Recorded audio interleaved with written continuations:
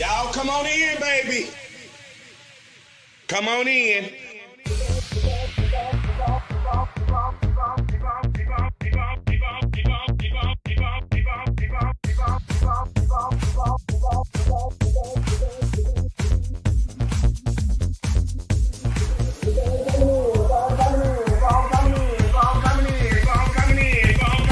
I wait for everybody to come on in.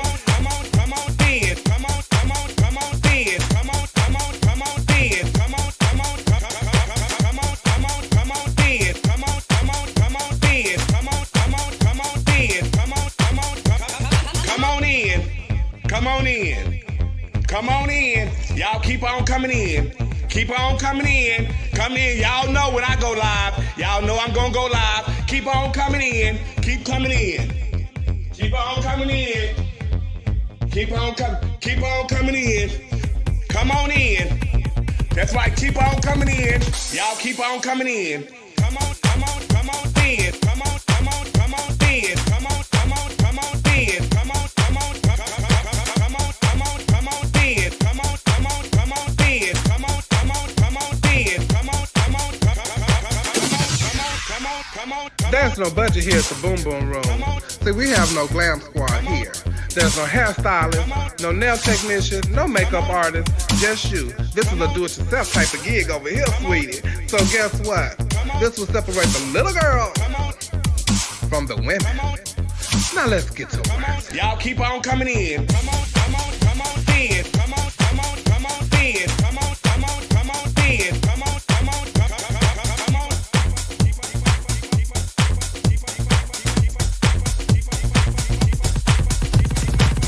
Y'all come on in, baby.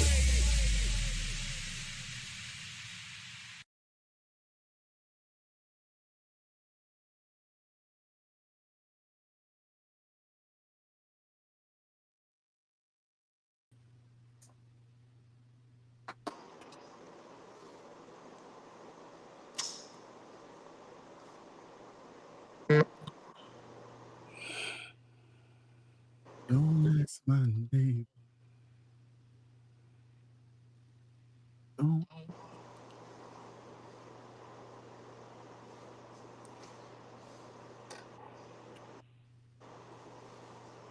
And there we go. Hey, everybody. Welcome to Wednesday night. It's time to get our just for our Wednesday night, our point of view. Everybody, welcome in. Trent, hey, Giselle, and welcome back, Nicole Love Dupree, everybody. Everybody.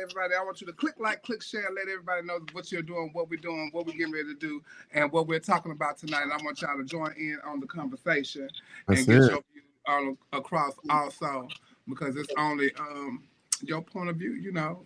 It ain't nobody else's but yours. They can't get mad at it because you got a point of view. So, you know, it's happening right here on our point of view. Hey, Giselle. Hi, how are you? Girl, I'm here. God is good. I'm here. I'm here, blessed and highly favored. That's all I can say. Amen. Amen. It was Friday. So, how was your weekend? It was good. How was yours? It was good. I had a really good time this weekend. Nicole, welcome back. It's good to have you on the show. You're cold in the house. Thank you for having me. Thank you. Yes. How was your week and how you been? What's been going on in your world? Nothing, child. Working and sleeping.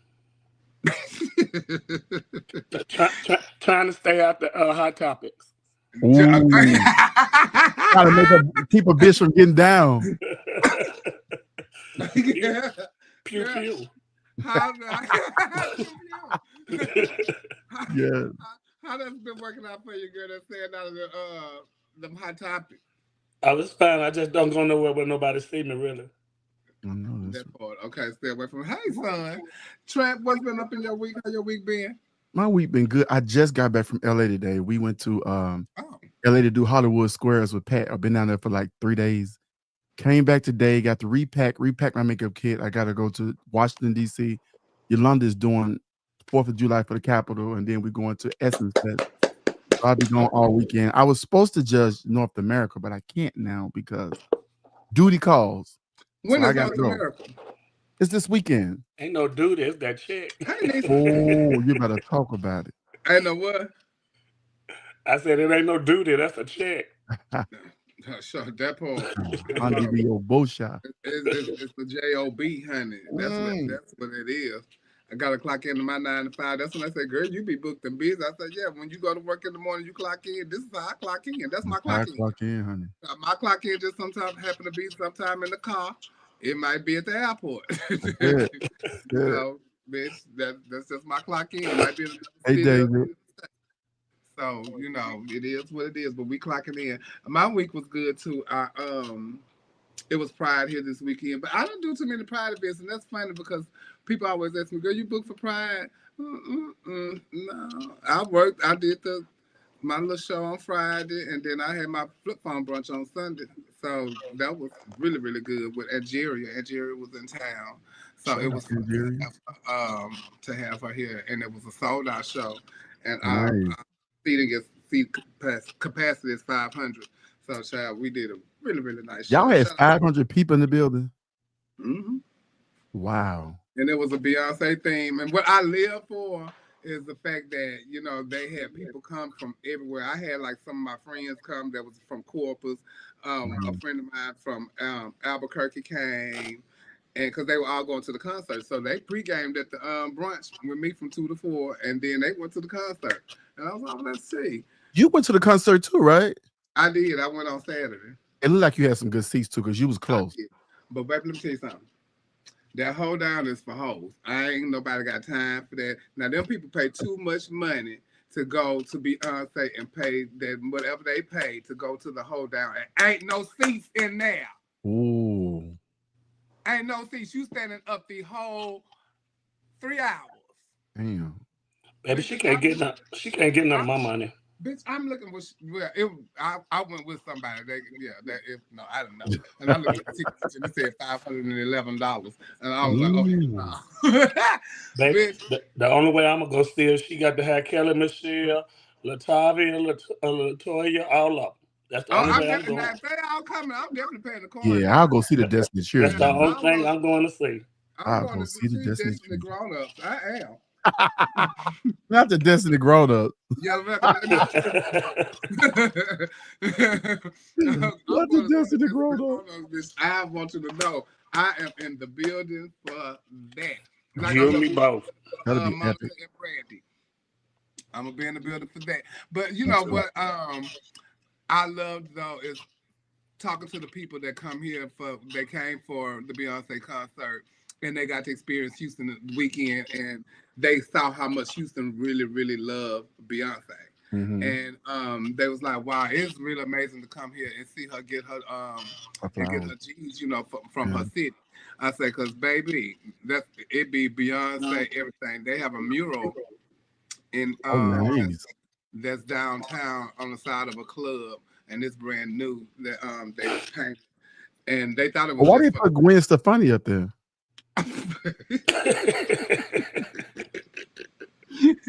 Well, that's country beat. Oh, okay. That's country beat. Okay, you know what I'm saying? That's country beat. But I had really good seats, and so I made a clip of some of my experience at Beyonce, and this is it right here.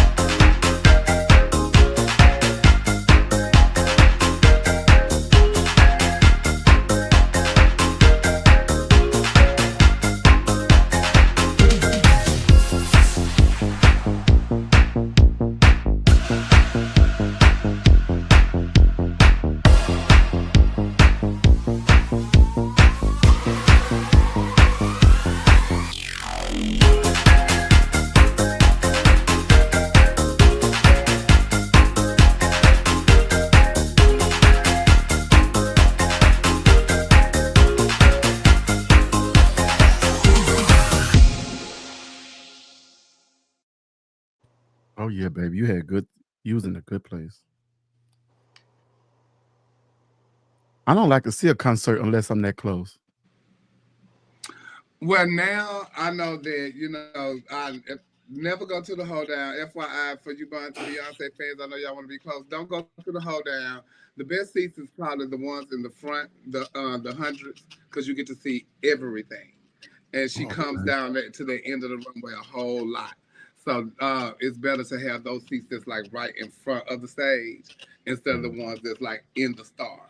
Because those ones that's in the star, honey, no. Unless you want to stand up, get your judge. But what I loved about her, Mama refurbished some shit now. She still got that red lip couch. That was from the Beyonce experience. I said, bitch, you still got nice that? It was in storage. Girl, I would love to go. Let me go to it. She still got that. The robot been refurbished since the BET Awards. And then she wore a costume that she wore on the Run tour on Sunday. I was like, okay, Mama refurbishes some shit now. I ain't mad at it. That's my clothes. They're a great stylist. Whoever doing her stuff is a great stylist.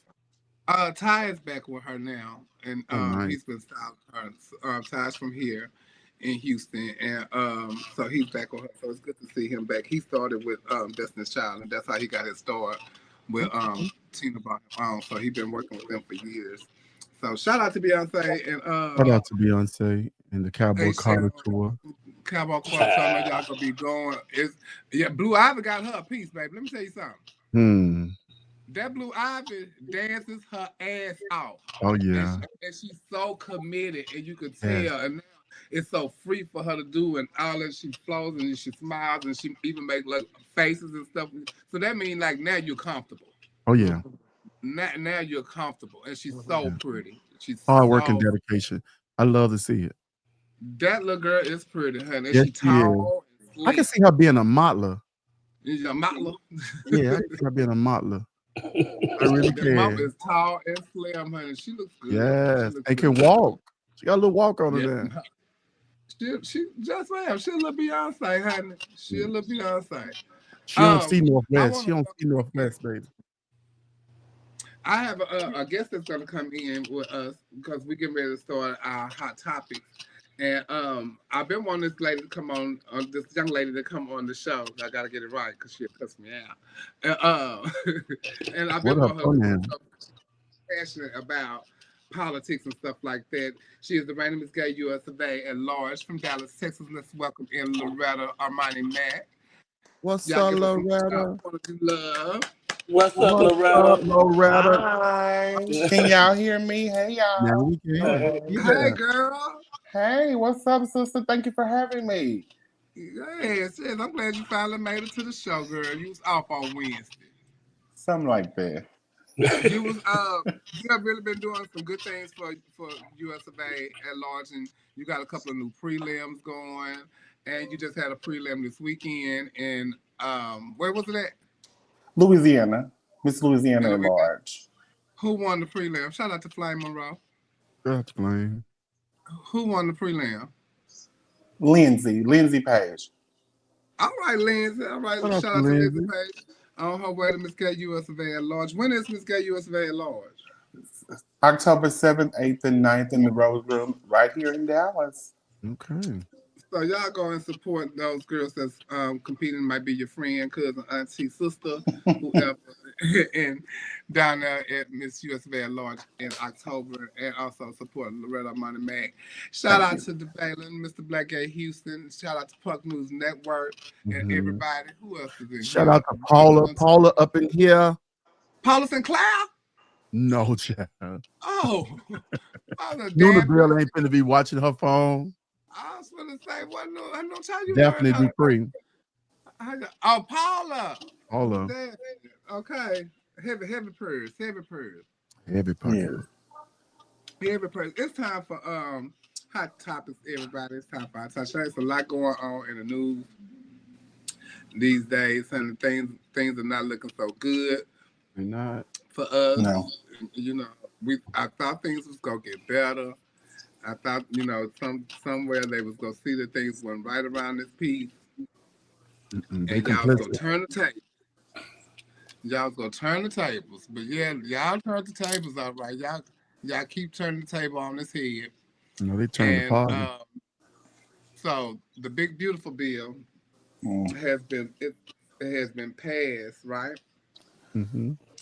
Through And the that Senate, is not the House. It's in the as of yet. Senate right now. through the Senate right now. Gotta go It's to in the the House right now, and they're still debating on it. Oh, okay. But all we need So, is like 4 Republicans to go against it. And then they would have to take it back to the Senate and it would start all over again, which is what he's trying to avoid. Yeah. Mm. Because he wants it on his desk before July the 4th so that he can sign it into law and You know, tout that on July the 4th. everything to him is got to be for TV. Yeah, that's going to be his America's Better speech on July the 4th if they pass that bill, regardless to who it's hurting. Excuse me. so what for those of people who don't know about the big beautiful bill, Loretta, tell them about.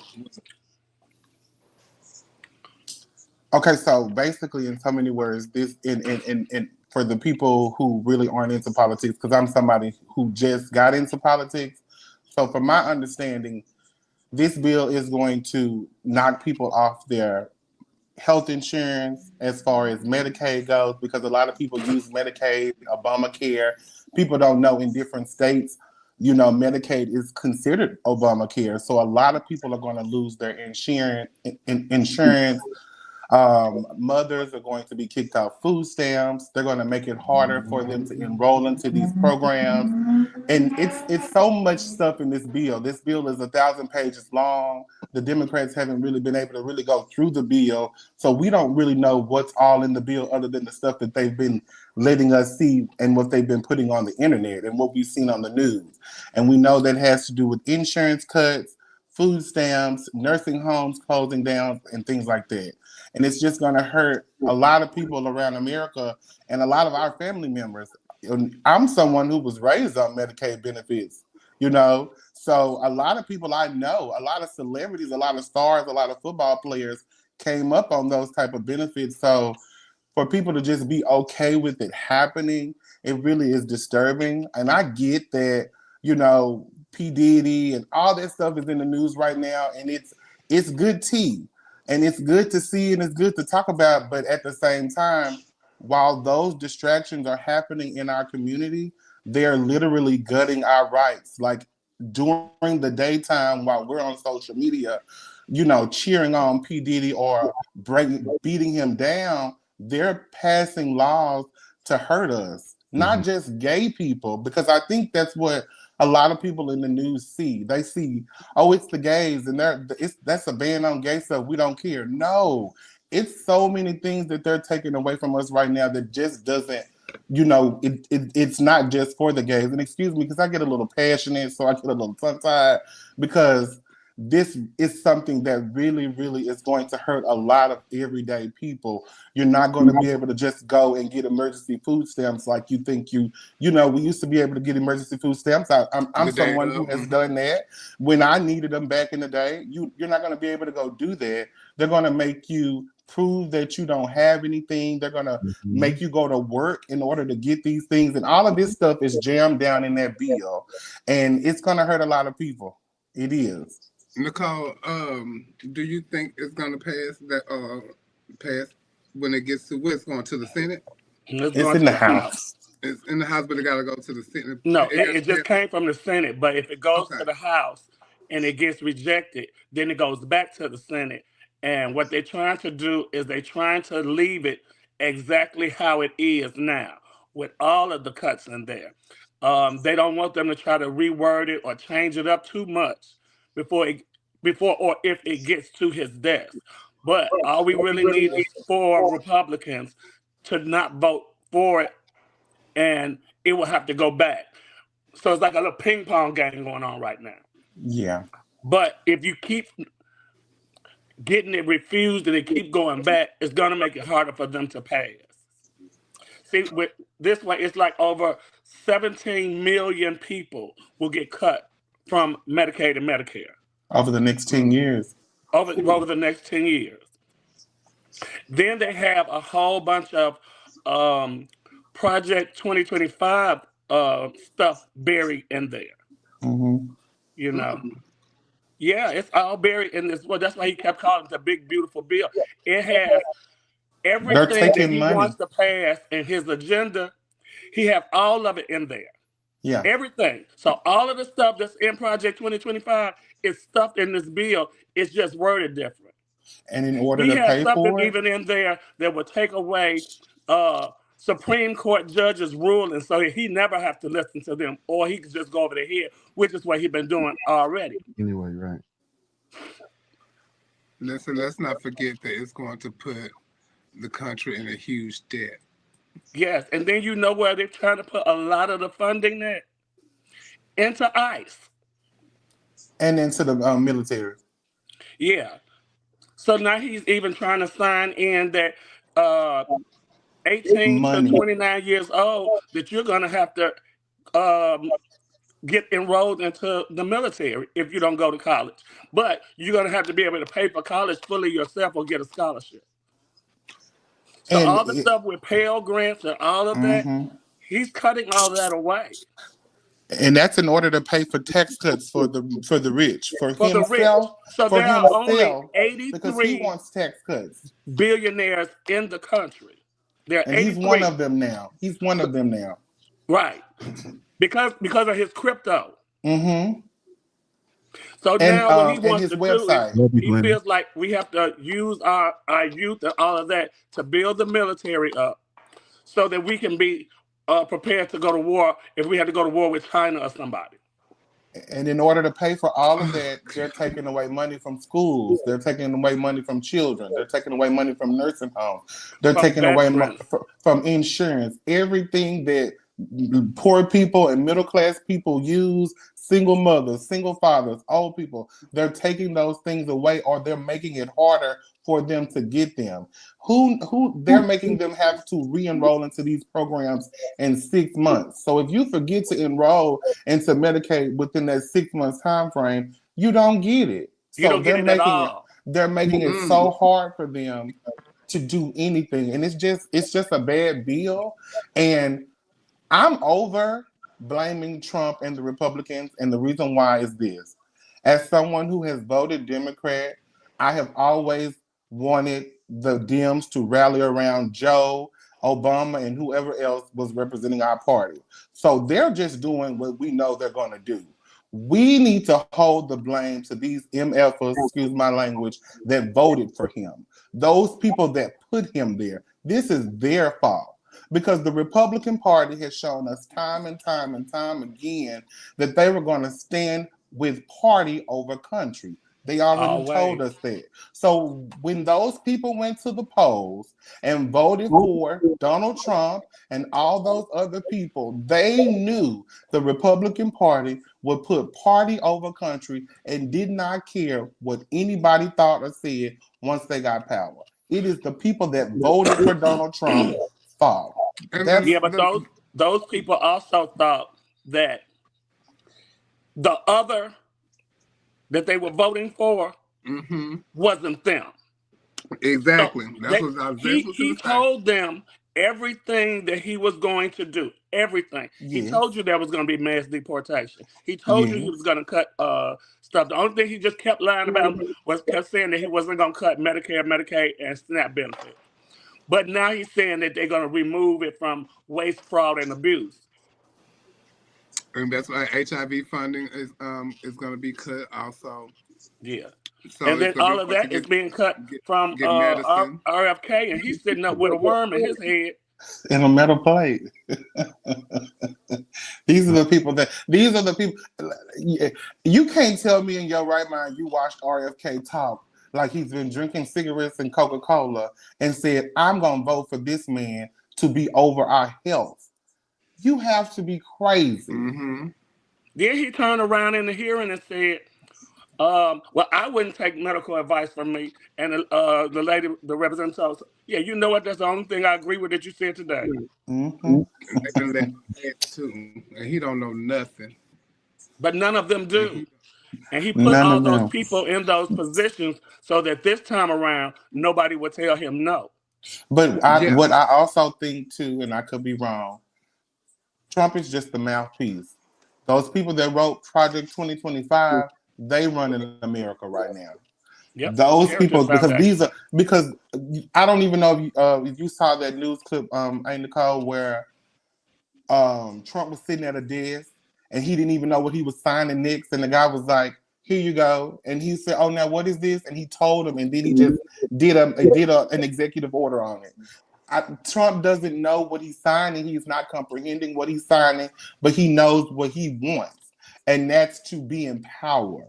Those people around him, though, those are those people pushing those laws through and pushing that stuff through. Those people that wrote Project 2025, from the Heritage Foundation, those are the people that are running America right now. And Trump is just the microphone because they know he can get it through. They can't.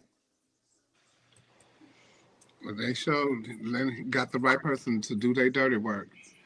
And so we just got to figure out what's going on and hopefully All we can do now is just pray about it. And hopefully somebody gonna have a change of heart in there. Yeah, hopefully. But they so scared of losing their position. But and that's if we even have Right, any boy. more elections, because they're trying to stop us from having elections now. They're doing everything in their power to just make Remain in sure. power. Yeah, and it's scary. It's scary. It's scary because Trump admires Russia and North Korea and China, and they have dictators, and that's what he wants to be. He literally wants to be that. But the way they And, break it, what makes everything scary to me is the way that they are breaking and our government down piece by piece by piece, which is the same exact thing that Hitler did. And the Supreme Court is doing it. That's Yeah. who's doing it. and people, all the funding is already getting cut. There are people that are losing their jobs that work for Mm-hmm. nonprofits Yeah. already. Yeah. They have already been given dates where they know that that is their last day. Mm-hmm. I have friends that work for nonprofits. A lot of my friends work for nonprofits. And it's sad to hear that their jobs and something that they love doing is about to come to an end, Yeah. and because of this big beautiful bill, It's a and it's like BBL, big beautiful lie. That's exactly what it is That's now. what it is. That's a BBL, big beautiful lie, because it's a Oh, I lie. love that. I love that. That's what a BBL is too, a big beautiful lie. It's a big beautiful lie. Bitches got ass, they never had ass in their life, baby. just a lie. Ooh, Just a lie. thank God we still able to laugh. Ooh. And look, and they say they some allies. They are a lie. Okay. But so it's really sad, and the funding for medicines and stuff like that people really need. Like somebody said in here, I think it's Brianna said, a lot of people is gonna die, Mm-hmm. and it's really sad to say.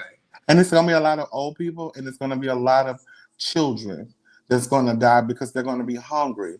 We already cut off aid to those countries that we fund millions of dollars to because we have those agreements that's been put into law for centuries, and they canceled that aid that go to Africa. It's just, and I don't understand how people don't see Donald Trump being a racist. I don't get it. Everything he does is against black and brown people. Like, Everything. but people Everything. see him pardoning a celebrity because he know people. Some people are just fools. They see him pardoning a celebrity and they like, oh, Trump a good person. He turned on TikTok. Trump a good person, and it's like y'all sound stupid. Yeah, they are. Okay, hashtag big beautiful lie. And just to think some black people voted for him. Just to think some gay people voted for him. You know what I'm saying? It's the gays for me. It's the gays for me. Like you don't even realize he's gonna attack us first. And he's never shown you something. He's never shown you anything that he cares. And let me say this. They thought that was life. And I want to say this since you have already brought this up. To the gays that think trans people, they're just going to attack the trans people. That's not me. I'm not a part of that. Shame on you. Because you gays would not be able to walk if it wasn't for a trans woman. If you guys wouldn't be able to do anything if it wasn't for the film queen and the women in our community. You guys wouldn't be able to do anything. And the fact that y'all think that they just gonna mess with the trans people and not you, and the fact that you think that you're not gonna stand up for your sisters, shame on you. Shame on you. And your brothers and your cousins and all that. Shame on you. Because it's not okay. And I'm not talking about we beefing and I done misgendered you. I'm not talking about that. I'm talking about what these people are doing to us on a political level. And we are just like, okay, well, that ain't got nothing to do with me. Right. And I've seen some of these influencers trying to exclude the trans part from the LGBTQ.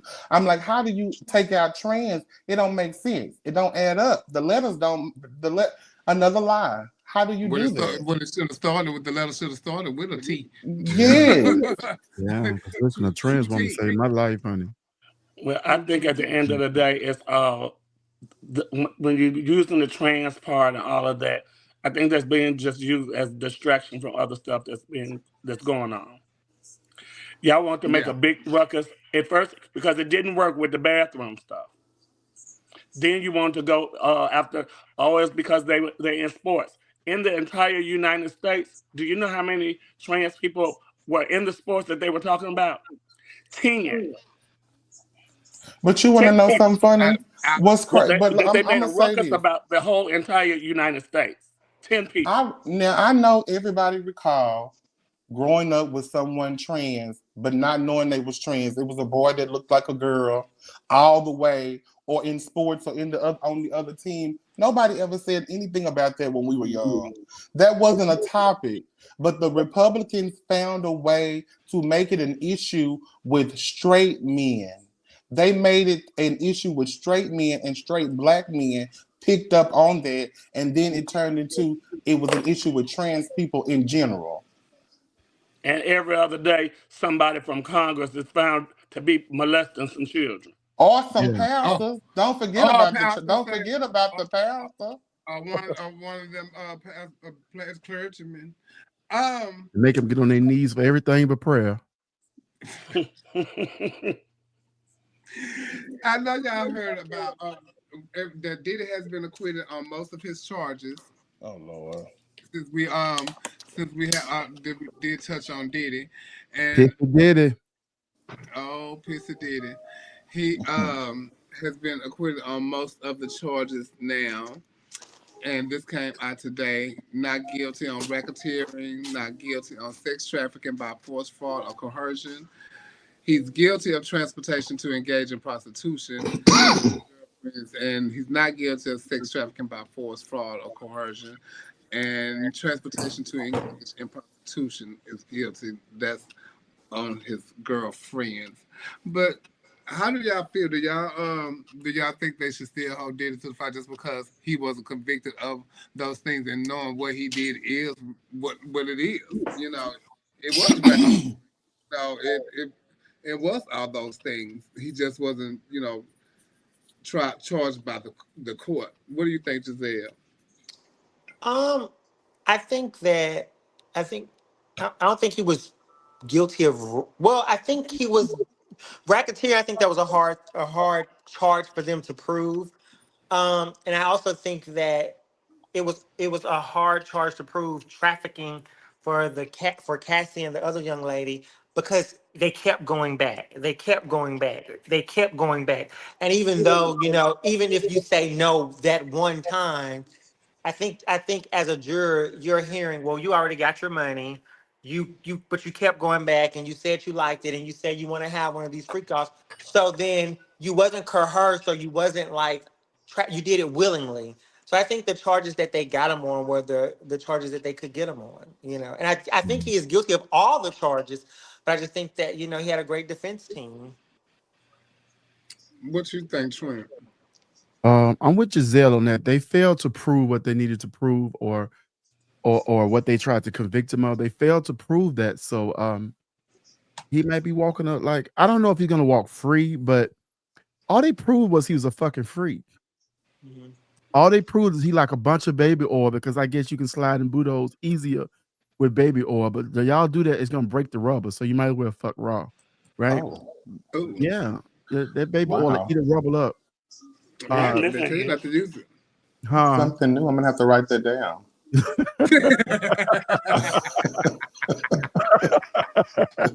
That motherfucking rubber ain't no match for no baby oil, okay?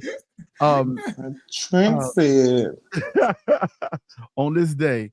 Okay.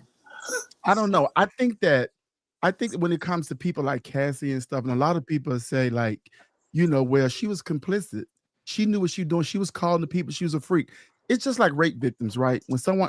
Most rape victims become freaks, right? Because now this is something that they feel like they like, and then sometimes you have and that's how they know. disorder where you start feeling sorry for your accuser. You try to please the person that's fucking you over, right? This girl had a young girl. A young mind ain't no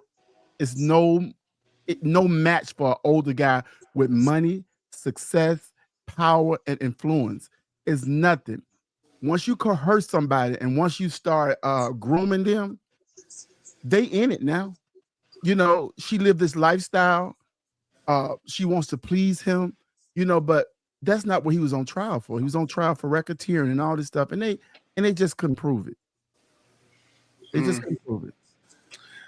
Well, I think he will do some time. I just don't know how much time. Somebody was saying up to 5 to 6 years. Well, the maximum they can give him for the charges that he It's was 20. guilty is 10 years per charge. And if they run him Ooh, concurrent, it'll be okay. 10. But he probably won't get the maximum. He'll probably get maybe 3 per charge. Well, I heard they denied his bail. Yeah, they did. Mm. They denied his bail because his own lawyers and his defense was, well, he is a violent person and he is, a freaky man. And And Cassie said she was afraid. the judge said, for that reason, if you already admitted in the defense that your client was a violent person, so for that reason they can't let him out. Ah. The problem that I'm having that most people not speaking on is I keep hearing so much victim bashing coming from men, but y'all defending him for that. I ain't heard y'all say nothing about the homosexuality.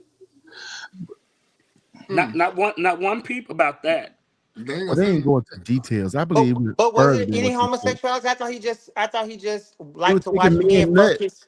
No, he Yeah, was it taking When men was nuts. she homosexual said that activity he now. run the other man come on him, that's some On his gay nipples. shit. that's enough No, right I there. don't think that. And y'all ain't No. said nothing. Hugh Hefner walked around and pimped hoes for 80-something years. Until the day his dick died, and then he died. And y'all ain't charged that old raisin with nothing. Did a whole show did a whole show about how he A did whole them reality girls. show A whole reality about him and show his hoes about nothing but whores. and being freaky. Let me tell y'all something. But there also multiple. there also wasn't a video of Hugh Hefner beating a woman in the hallway though. And when that video came out, I felt like they had no choice but to start investigating him. But I do feel bad for Cassie because Cassie was young, and it's no different from a pimp finding a young girl and pimping her out. That That's it. her mind Their was mind not gone, strong enough for that. and then this is for you people in our community that say, well, she kept going back. How many of us have known somebody to be in a relationship where they beat the hell out of each other And they keep going and go back multiple times? Yeah, some of y'all I don't mamas. I don't know the statistics, but it takes somebody like a battered person in a relationship multiple tries to leave before they can finally leave, because their mind is mentally like, I gotta please this person and I can't make this person mad. And even when they've gotten away, they still are in that mindset like, if he get mad, I might need to go back because he gonna get mad, I'm gone. And they're trying to escape. So we don't know what these people are mentally. I feel bad for Cassie. I also feel bad for Diddy because Diddy was a celebrity like he was, and this is the stain on his legacy, and it's gonna be there forever. Do I think he deserves some time? For him beating her up in the hallway alone, he deserves some time. I don't know about the racketeering, and I wasn't following the case like that, but he should have been charged for beating her alone in that hallway. I'm sure it was something with the plea and the money where he couldn't be charged for it or whatever, but that alone showed you what type of man he was. And just to be blaming Cassie, it just makes me think that some of y'all may have done stuff to people that they didn't agree with too, because the way some of these people be like, well, she liked it, and it's like, but how we know that? We don't Some know people don't what. even understand when they're in bondage, though. Some people go through a thing with people and they don't even realize how bad they got it because they love people so Stockholm much. syndrome. Yeah, and that's what it people is, stay with and people that's all the time. real. Yeah, it is real. Even when they shoot the applejack up in them, like they stay. But I also think The that applejack, What's the applejack? the cinnamon toast crunch. The piece of sauce. I think that's what you call it now. The piece of sauce. Oh Lord. Child. I was at the dentist today, and she went to my dinner. She went to New York, and she was telling me about her trip, and she went to Junior's, the diner Junior's, and she was like, "This is where he made them walk for the cheesecake." And I was like, "Are you serious?" I was like, "When we went in February, me and Naisha and Mimi, we ate at Junior's damn near every night." I'm not thinking that this is the juniors that they made. The cheesecake was phenomenal, by the way, and they gave us a free one because they this guy realized who Naisha was the first night, and then he knew who Not Naisha Naisha famous. the next night. But anyway, I didn't realize that was a junior that Diddy made them walk to from the Brooklyn Bridge. Bitch, do y'all know how far that fucking shit is? Yeah. And this was in Times Square. And in the winter. And And, in the winter in New York. and he did that on film. So imagine how crazy he was with no cameras around. But again, I think also we have to we as human beings have to take accountability for stuff. If you didn't, there ain't no job you want that bad gonna make me walk across no goddamn. They walked, they did it willingly. They wanted that record deal. They wanted that record deal bad. We can't say that he's like a bad person because they made him walk. People only do what you allow them to do. Mm-hmm. Right, but he was hanging. He was hanging that record deal over their in the head for thinking of something like that for me to do though. Yeah. But you know, Hollywood is a weird game, and Jay-Z, like on the beginning of Beyonce's song, he said Hollywood is the most addicted drug in the world. So people do anything to amass that type of success. Yeah. In Hollywood, they'll lose themselves. That's why you see now, like a lot of women are coming out against these big time actors and stars and stuff because they were made to do anything just to be in the room, and they were willing participants back then. But as time has went by, they don't got too old, pussies and shrivel up and all this stuff, and they know there ain't nothing happening no more for them. So now, hey, he made me do this. He did this to me. He did this to me. You know, so to be famous, people do almost anything. Just like those. They say that about those rappers. Making the band. Because Laverne was on the assistant show. And 826 and Danny the Kane. And I also think people are willing to do anything as long as they can gain something from it. But once they realize, oh, I'm not going to gain anything from this, this is not going to turn out the way I wanted to, now it becomes a problem, and you can't have it both ways. But imagine wanting something like, you know, these people want to be famous. These people want to be celebrities. These people want to be stars. And this man know how bad they want it. And he's saying not even just them going to walk and get cheesecake, but whatever he's done, he's saying you got to do this to get that.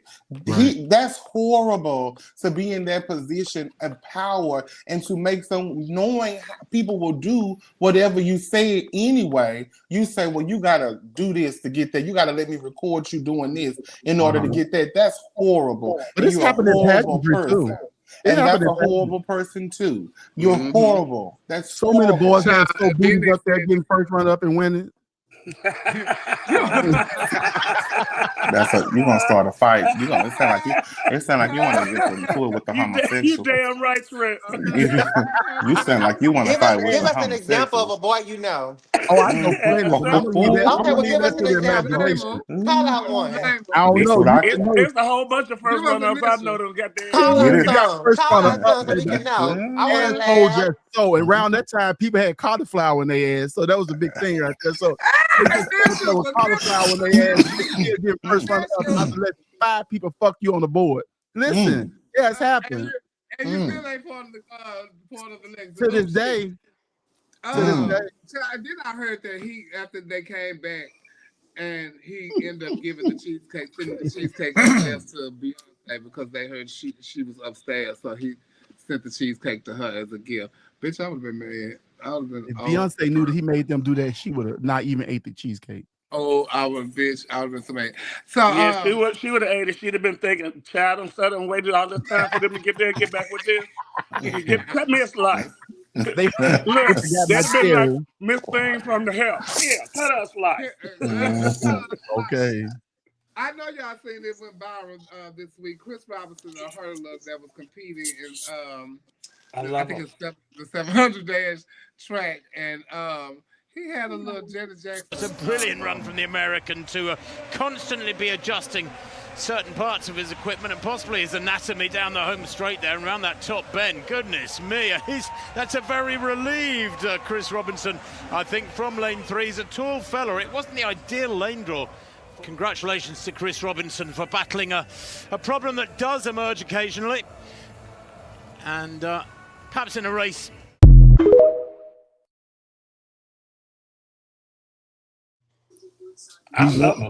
He won by a dickhead. I love. They're not supposed to wear jock straps. It came out of it. Yeah, it came out. Oh, it It was. did. But you know what? You know what tickled me about it more than anything?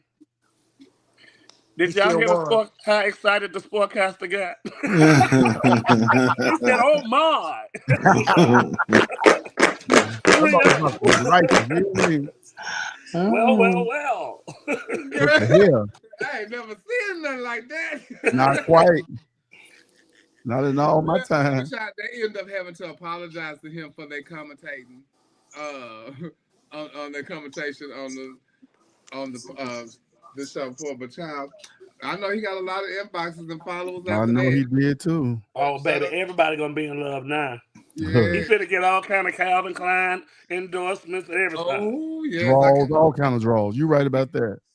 Child, then I don't know if y'all heard about this around the country, but it was a young man that was in the Galleria Mall and he wanted to have some glasses really bad and he stole them, but they chased him and he jumped from the second floor of the Galleria onto the ice skating rink. And this is Someone's getting chased by the police.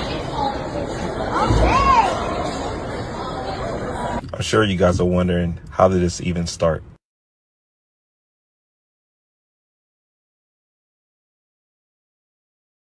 I ain't gonna keep telling them. Stop playing with me.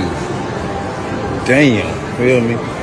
Few moments later. Someone's getting chased by the police. Okay.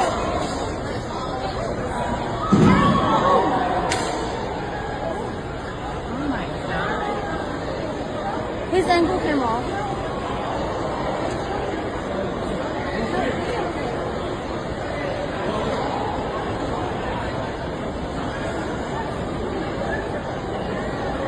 What the hell? Oh my god. Oh no, tripping. Bro, tripping. Bro just fell from up there, bro.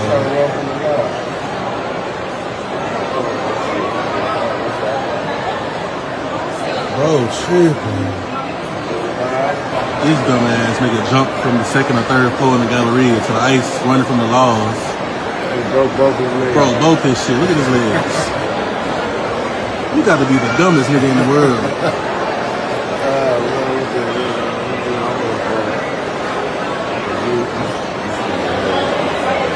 He jumped from on top. Dumbass, bro. Oh, look at his legs.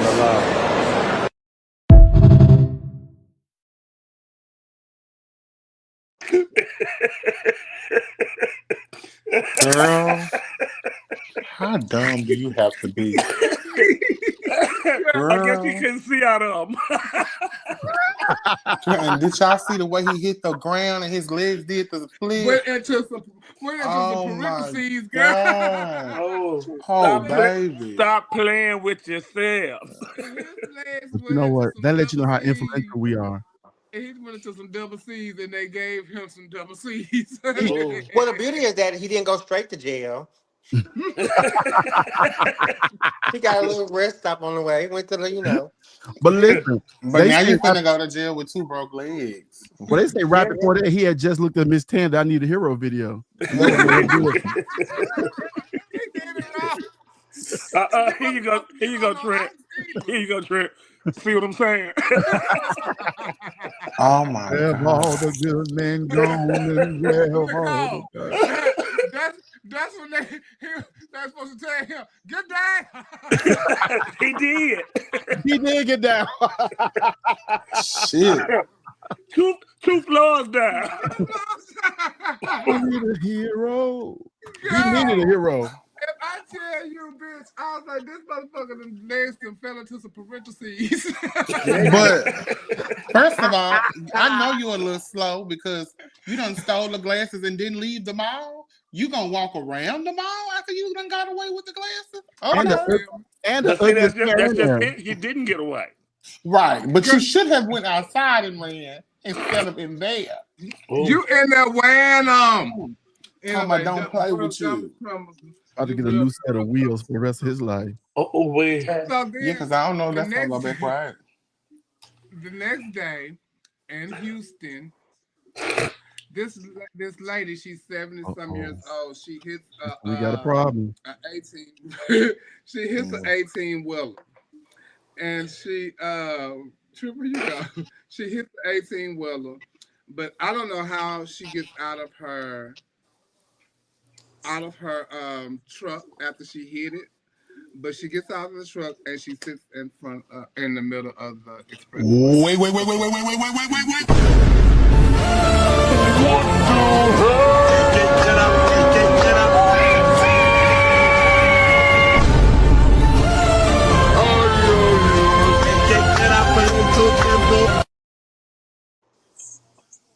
So, no police, ambulance, fire. Oh, no. That's what she was waiting on. They came. She's sitting in the middle of the highway with a gun. Oh, with a gun. She's sitting in the middle of the highway with a gun. I'm gonna rewind. I'm gonna play the video again. Yeah, she's holding it by her head. She's holding it by her head like she's thinking. She's thinking with it. In her chair. And the girl held up traffic for hours. So I got up that morning. I see Adam say, this motherfucking lady is sitting in the middle of the highway. And he said, oh my God. There was like 2 hours. So I said, what is going on? And Frida calls me and said, girl, this woman is in the middle of the street. I said, girl, I just Googled it and said, and I said, she's still out there. And this was hours later. I was like, yeah. So Frida, I talked to Frida all the way home. Me and Frida was on the phone for like 30, 45 minutes until Frida got home. When she finally got home, that's when they finally said the lady was leaving. But it's been about 4 or 5 hours. That lady was on that highway. Traffic backed up for hours. They had negotiators and everything out there. But I'm gonna play the video again, and you will see the gun sitting on her shoulder. She wait.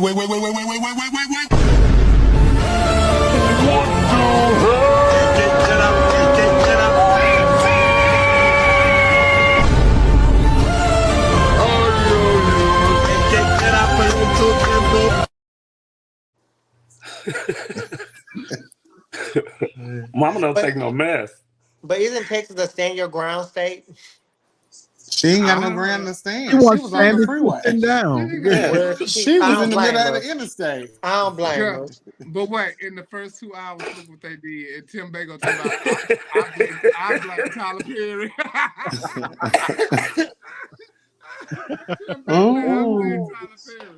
Girl, if I tell you, Emily has no chill.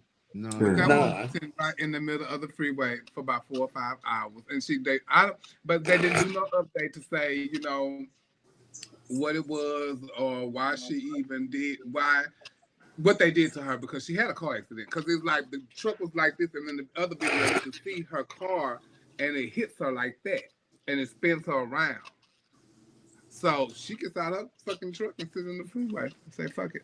I'm not gonna go to jail. That was the last straw. That was her last straw. She said, today, somebody gonna figure it out, not me. What happened? What happened out there in her car? Yeah. And girl, She go fishing regularly. It had an old school pistol. Old school pistol she had.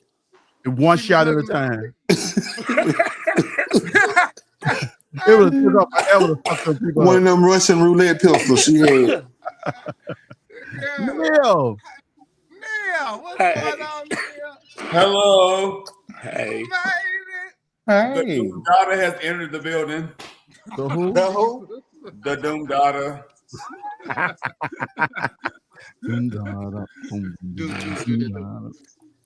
going on? Speaking of doom, doom.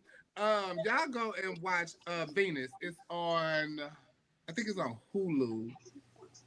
And it's about Venus extravaganza from Paris is Burning. It's a really, really, really good documentary to see her brothers and them tell their story about Venus and how they saw her growing up and the challenges that she faced as a trans woman. It's a really, really great documentary. What's the name of it?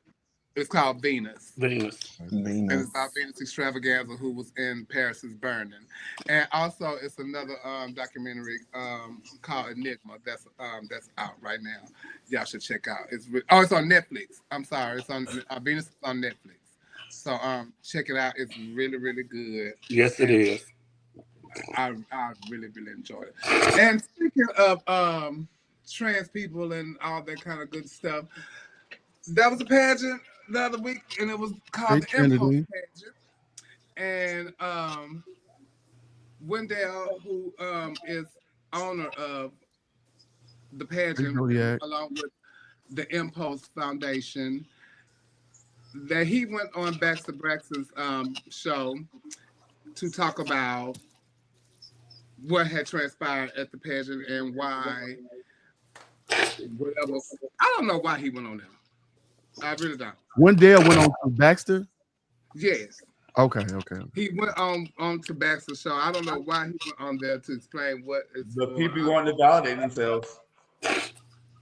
Yeah, so I don't know why he went on there, but in Pop Saria was supposed to do the pageant, not to do the pageant, and she went elsewhere to do the pageant, to do a pageant, and so Wendell went on him and Trinity's show and said that he felt ambushed by Baxter because he did not know that Trinity was coming on the show. I mean, that Saria was coming on the show, so he was already talking to Baxter then in Pop Saria. And so I guess they had like a little tip going back and forth or whatever about her not doing the pageant and this, that, and the third. Baxter ends up being offended about Wendell saying that he was ambushed, and he made a post about Wendell and the organization. So this was a post about he had made $60,000 and still no impact. The organization is called Impulse. If a trans or GNC person is found to be in an uncompromising life situation in Houston, they are very limited to no funding for supportive services. But we found $60,000 for a free party. Where's the positive community life impact except for the select few in luxury hotel flights and stipends booking fees? You, sir, did this to make you look good in the pageant world, not to create change. I'll wrap this up for you tonight. And so many people went under that post that is in community and community work and advocacy, and they was telling Baxter that that's not how money works in community and advocacy work and stuff like that. And that's not what, even I went on the post and said that's not what their organization is about. That's not what they do. So Nikki made a post. Oh, somebody got lost static. We don't hear no static. That got to be on your end. You ain't have no static all night. And it says, Nikki says, how you reading a promoter who has worked in advocacy for years, who had a pageant that gave away $30,000 and you ain't never worked in advocacy, but won $30,000 of nonprofit money to bring back a failed pageant system? It'd be the nerve and audacity for me. And he said, tag the person you're talking about so they can respond. So I don't know what made Nikki, I guess Nikki just, want to defend, Wendell or whatever. I don't know, but they was just cool the other day, him and Nikki. And then he made a live and was talking about Nikki and saying, how he took clothesline her and nothing to do with you. I wasn't even talking about you or speaking in reference to you. But all this came up out of nowhere. But nevertheless, I put this on Marcus' grave. We gonna see each other.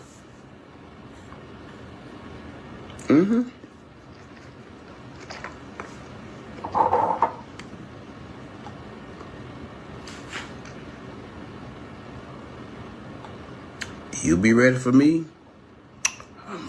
for you. And we're going to take care of business, baby. You deserve my... Not you deserve my praise. So I really think both parties, it's so stupid, and it's just dumb and irresponsible, and it's just like, why? I don't even understand why. Me either. Why do you want to? If somebody have a difference of opinion with you, why do you necessarily go to? Oh, we got to fight. We got to see each other. It's kikis and giggles. I thought it was funny when he said, something about poking the bear and all that kind of stuff. But like, why? It's just dumb to me. And if both of y'all like want to fight over something stupid like this, then both of y'all are just really just irresponsible and just y'all gotta find better things to talk about. I don't know like where it even turned to even go to that, but when it has to come to that, that's very show the lack of maturity that you have as an adult to me. No maturity at all. Then they, I don't know who. Yeah, there's some feedback somewhere. I don't know who it was first, but you want to involve your children. Where you get your children from? Why insert your children in this? So you just gonna put a case on your child like that? So I don't. And my thing is, it's okay to have a difference of opinion. You feel this way, I feel this way. But why we gotta fight? Why we gotta talk about touching each other? Y'all too old for that. Well, I'm too old for that. I'm not touching none of y'all. I'm calling the police on y'all. I'm calling the police on y'all. I got too much. Yeah, it could get crazy. Here's the thing about having these type of platforms to say what you want to say and feel the way you want to feel. We got to take in consideration that like we sit on here in these squares and we say anything we want to say. We talk about anything we want to talk about. And so if people want to retaliate and talk about the stuff that they want to talk about in reference to what we're saying, we need to be okay with that too, because just like we have an opinion about it, they have an opinion about it. Just like we have feelings, they have feelings. So it's all fair game. So we need to stop getting so angry when somebody decides that they want to say something back. Because if you don't want them to say nothing back, then don't say nothing about it, period. I agree with that sentiment. And I also think that we as adults, we are all over the age of 21. I'm 22. I think that I'm gonna fight you for lying. I mean, she's still lying. Just the same way she lied. The same way she lied and said she made that girl gown last week. I didn't say I made the gown. I said credit the look, love. You need to listen with your ears. Okay. Welcome back, Neil. I'm here. I think the problem that we have as adults, especially in this community, we feel the need that we have to give explanation as to why we did what we did. Bitch, I don't owe you no explanation for nothing. If I did it, I did it, and that's that. I'm not explaining nothing. I'm not apologizing about nothing, and I'm moving on about it. I think it's we always got to have an explanation why I did this, and it's always a constant back and forth, and it just drags shit on. You did it, don't explain. If you when you did it, you didn't have a problem with it, so don't explain yourself about it now. That's just my mindset. Yeah. If you said it, you said it. Yeah, if you said it, you said it. You did it, you did it. Who cares? In the words I'm a little different because I've learned to keep my mouth off of these type of conversations because I am the type of person, I'm not going to Facebook battle with you. I'm going to want to fight you when I see you. So I'm a little different. So I'm a little different. So I don't even go down that road. So Loretta, I don't even argue with the people. You can't do that. I'm grown. I just told you how I feel. Okay, that's why she stay off of that shit because she knows. Loretta can't do that. I don't stay. That's why I stay out of that kind of stuff because I get once it gets to a certain point, you like, oh no, what's up? Because it's what it's time for. It is what it is, and we can't.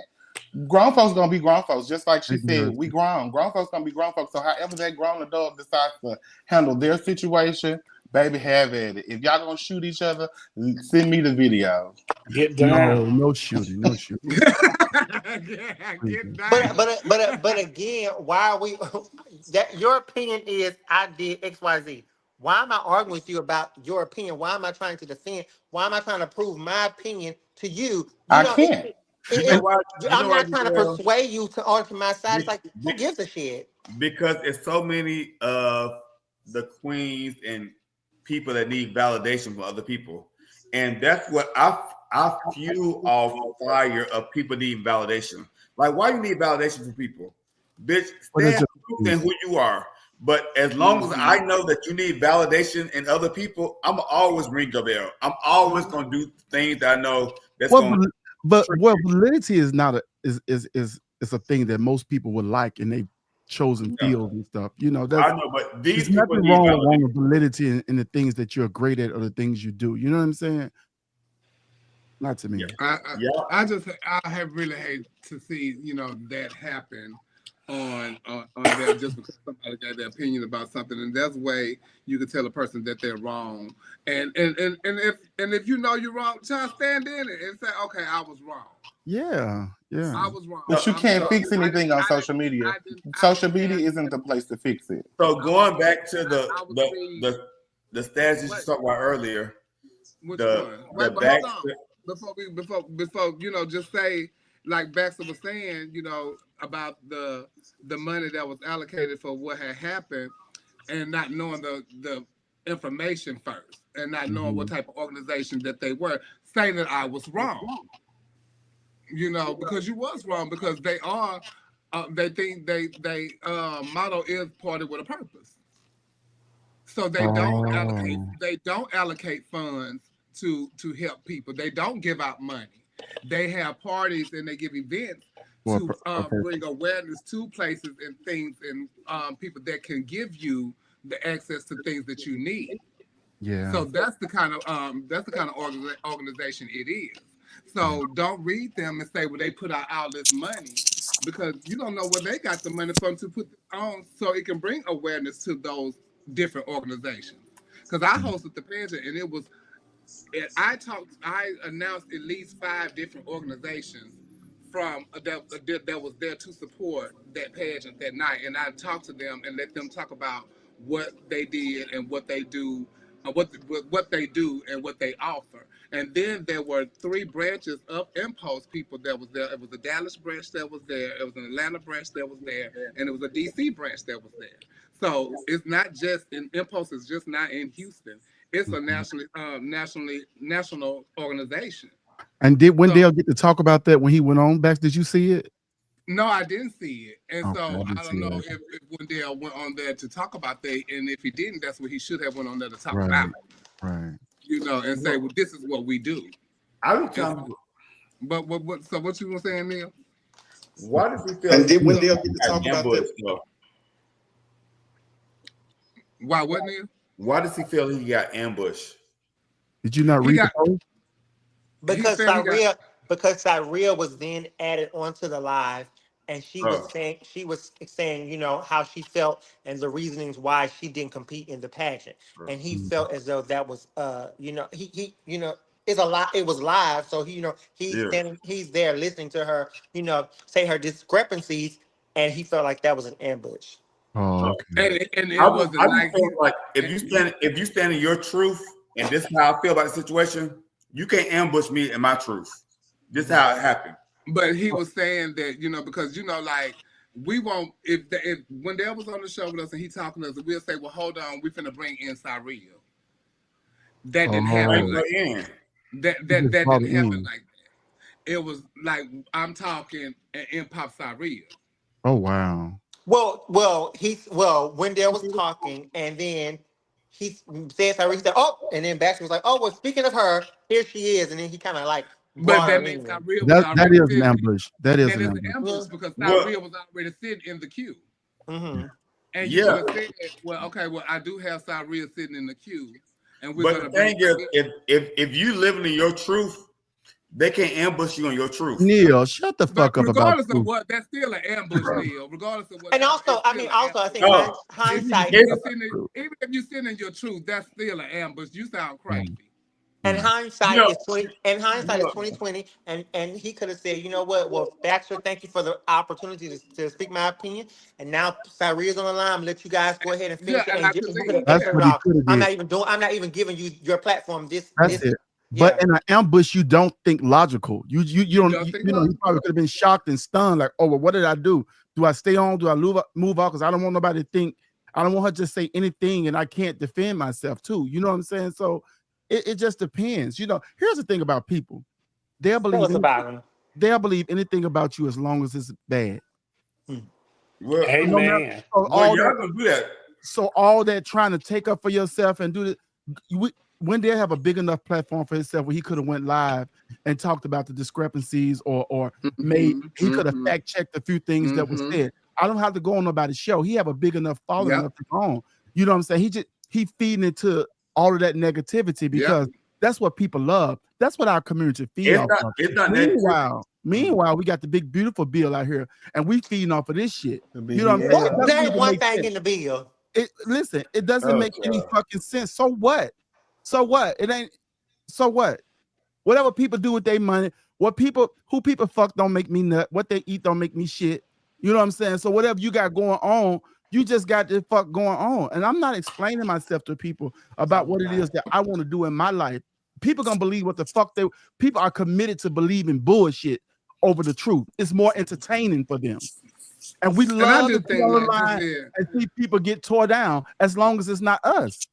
Same way with Cassie. I don't think they didn't believe Cassie. Then the video came out. Then everybody was hush hush. Yeah. I do think that he shouldn't have went on there. I wouldn't have went on. And being that he did go on there, I think that he should have told what Impulse was about when Syria came on the show. If he felt some type of way, he should have left. And he did feel some type of way about something that she said in her question and answer, where she said she went to a pageant that was where she went somewhere where she was not something about not being tolerated. Well, she was something and not tolerated. I forgot what word she used. And not tolerated. Celebrated and not tolerated. Celebrated and not tolerated. That's what she said. So Wendell got offended by her saying that, and so I guess that's probably another reason why he wanted to stay on the show. But needless to say, like you said, Trent, he shouldn't have went on the show. He should have did it on his own platform because you have your own platform to do it on. You know, but the thing, I just feel like the more. But the thing with Nikki and him, the thing with Nikki and Baxter, y'all getting into it over something that went too far. No, because I Paul. They don't have nothing to do. We pausing. But I have. No, we're not gonna do that. I'm trying to. Okay, get the fuck out there. I'm trying to watch what I say, but it's like there have been so many instances where people have gotten into it over someone's opinion about a pageant or about something, and it's like. It's stupidity at its best. And it's like, that's their opinion. Who gives a fuck? I know people were at Kroger's riding around looking for somebody because somebody gave an opinion about something. So it's like, and then no. But I'm saying, so what I'm saying, let me finish. What I'm saying. Let me finish before you pause me. Let me finish what I'm saying. What I'm saying is that people give opinions. We can't allow it to. Okay, you gave your opinion. Okay, move on. I don't care about it. Why am I giving it that much energy? Okay, you done. But everybody ain't there. Everybody ain't there. Okay, now back to people riding around Kroger's because somebody gave their opinion. Like I told you before, young lady, I didn't ride around Kroger's because someone gave their opinion. I was riding around Kroger's because somebody stated something about Chevelle. We nook. Am I right, Loretta? Because you was driving. Oh, Loretta, you was the driver, the getaway driver. So while you continuously state what you're stating, Giselle, she said something about me. But again, Chevelle is always protecting herself. It wasn't about an opinion about somebody else. It's what she said that Chevelle said out her mouth, and Chevelle did not say that. So Chevelle was protecting Chevelle. Chevelle wasn't protecting nobody else. Were you gonna fight? And it wasn't no. If it got there, I would have laid hands on. But Yeah. it's like, what? Why are we getting into that point? Loretta, Because were it's you gonna about me, fight? Giselle. We talk. I See wasn't there. what you said was we talking about somebody that's talking about opinions about somebody else and saying something about somebody else. That's they getting into it about somebody else's mess. But I wasn't riding around because it was somebody's opinion about somebody else. I was riding around because it was saying something about me. Mm-hmm. But it's So I don't get to protect myself. Is that what you're saying? I'm not. But you're. It was a point of. It's an opinion. It's not. It wasn't an opinion. No, sweetheart. So She said that I said something. So it then, wasn't her did you opinion say it? about me. But did you It say wasn't her it? opinion about me. But did you say it? No, I did not. So then what? So then what was the need No, for but you're anything not else? finna discredit my character though, because you're not finna I guess lie I'm on different. me. You're not finna lie on me. I'm not finna let nobody lie on me. And that's on that. I'm not gonna let you lie on me. I don't give a fuck. That's my character. And that's something I didn't do. And she said that I did something that affected her in a pageant. That's not my character. Okay. So yeah, I'm gonna defend Ladies, you're both beautiful. Can we move I'm on? gonna defend Chevelle to the highest power. Because if I don't defend myself, ain't nobody else will. And I'm defending myself, not nobody else. An opinion about nobody else. It's about me. Giselle, I celebrate you. Thank you. I mean, I just think we should just be fair across the board. I mean, I just don't think that it's like if somebody give an opinion about me and say I did X, Y, Z. If I know I didn't do it, who gives a fuck? I'm not going out my way to prove that I did not do it, or I'm not. It doesn't. I didn't have go on any my way to bearing prove. on my. I didn't go on my way to prove. I'm just speaking in general. I'm not saying you per se. I'm just speaking in general. Oh, okay. Well, y'all made that testy a little bit. What you think, Loretta? You know, with all that goes on social media, I just feel like this, and this is with all due respect. I hope I don't make any news outlets and get read because that's what I don't want. But I just feel like with all that goes on social media, if you can dish it, you should be able to take it. Gotta be able to take it. That's all I gotta say.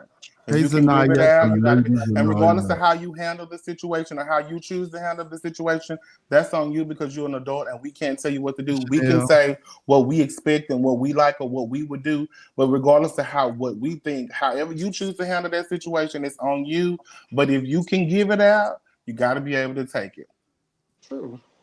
And on that note, shout out to Chris Higgins. He's celebrating his birthday July 13th. Shout out to Chris Higgins. Midnight to 5 p.m. to midnight entertainment. It starts at 6 o'clock. He will be celebrating his 59th birthday. Shout out to Chris. What a blessing. Over there and celebrate. That's my grandma. Did you all know me and Chris used to be roommates years ago? Really, I didn't know that. If you would have told us that you love us. No, he had one of those then, and so did I. Okay. So shout out to Chris. Y'all gonna celebrate his Shout out to Chris. I'll definitely be in the building. Sunday, July 13th from 5 p.m. to midnight. Entertainment starts at 6 p.m. and I'm sure it'll be a fabulous show. We're getting ready to go to commercial break. We'll be right back. It's not just feeding the hungry only on Thanksgiving. It's an everyday situation. You know what I mean? This is 265 days a year. 265 days a year.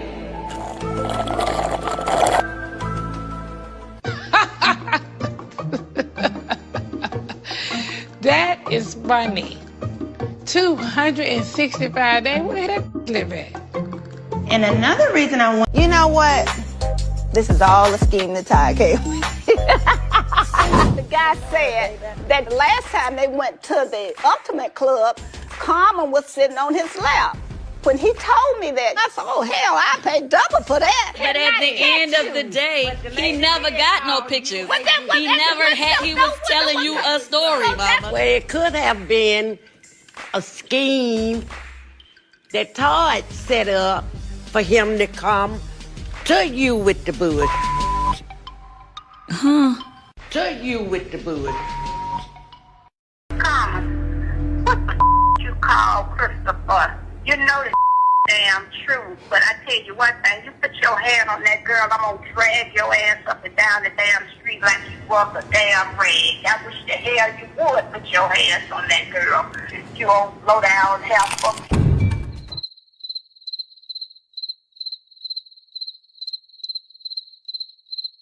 I don't know where you at, but you did this. Ever put on some lingerie for train? I'll put on a jock strap. Nah, I'll put on the jock strap, I'll put on the thong. Yeah, I'm not putting no wig on. Well, thong is borderline. CD. What CD? Cross-dresser. Oh, wait a goddamn I thought it meant condom. Now you didn't.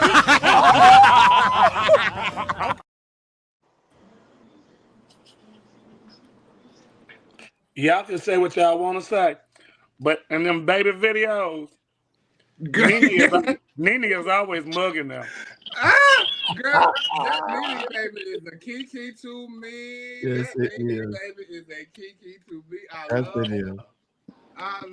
that Nene baby. Oh, I forgot that Beyonce also donated $100,000 to Texas Southern University marching band while she was here. So that's amazing. Huh? She should get somebody something back. She cheats them folks out their income tax money every time she get ready to come out with an album or something. When Dale had 60,000. Every time. 100,000. She get ready for a concert. Well, look, it came from Be Good, her organization. It didn't come from her. It came from Be Good, the organization. That's it? 100,000? That's a lot of money. I'm so happy to be on here with Chevelle and Nicole and Trent. It felt like the good old days, like the OG days. Okay, come on, OG. You ready to start some shit so bad. No, I'm just saying, it feels like the OG days. I mean, and then we got the other people who, I mean, who are they? Oh my God.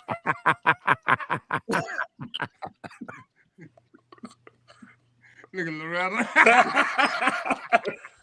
Loretta, excuse me? Yeah. You know, shit. and it's only because we on these people camera. I'm really not gonna really say what I want to say. But Don't say Loretta. In your voice. No, you know, I love Loretta. I love Loretta.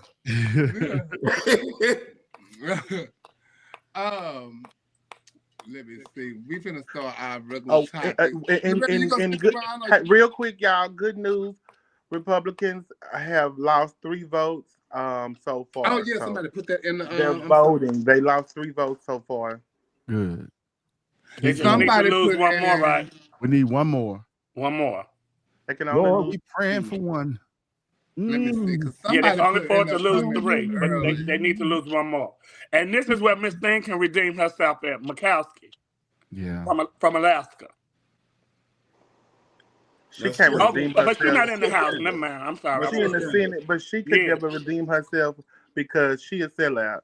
They offered her stuff for her state, and they bought her. They literally bought her vote. Literally. Yep. Did you see how dumbfounded she looked when the man asked her about it?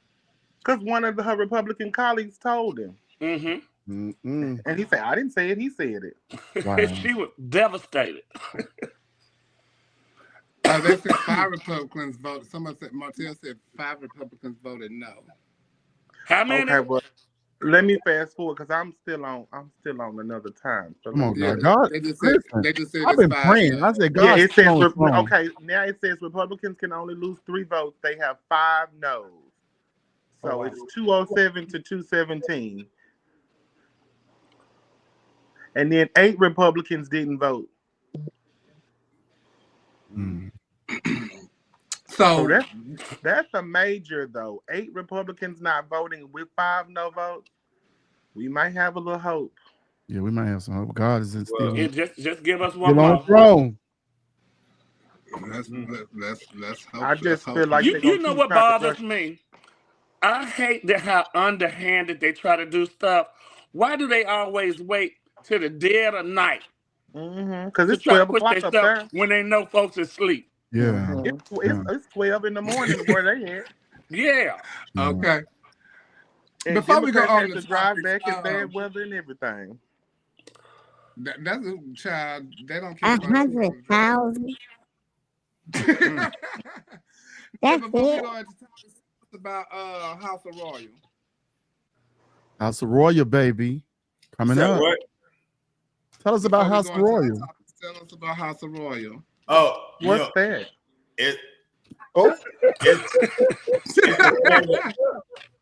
Who said what's that? Giselle? Loretta. That's just a little payback. That's just a tissue of payback from earlier. Who these people, nigga? Girl.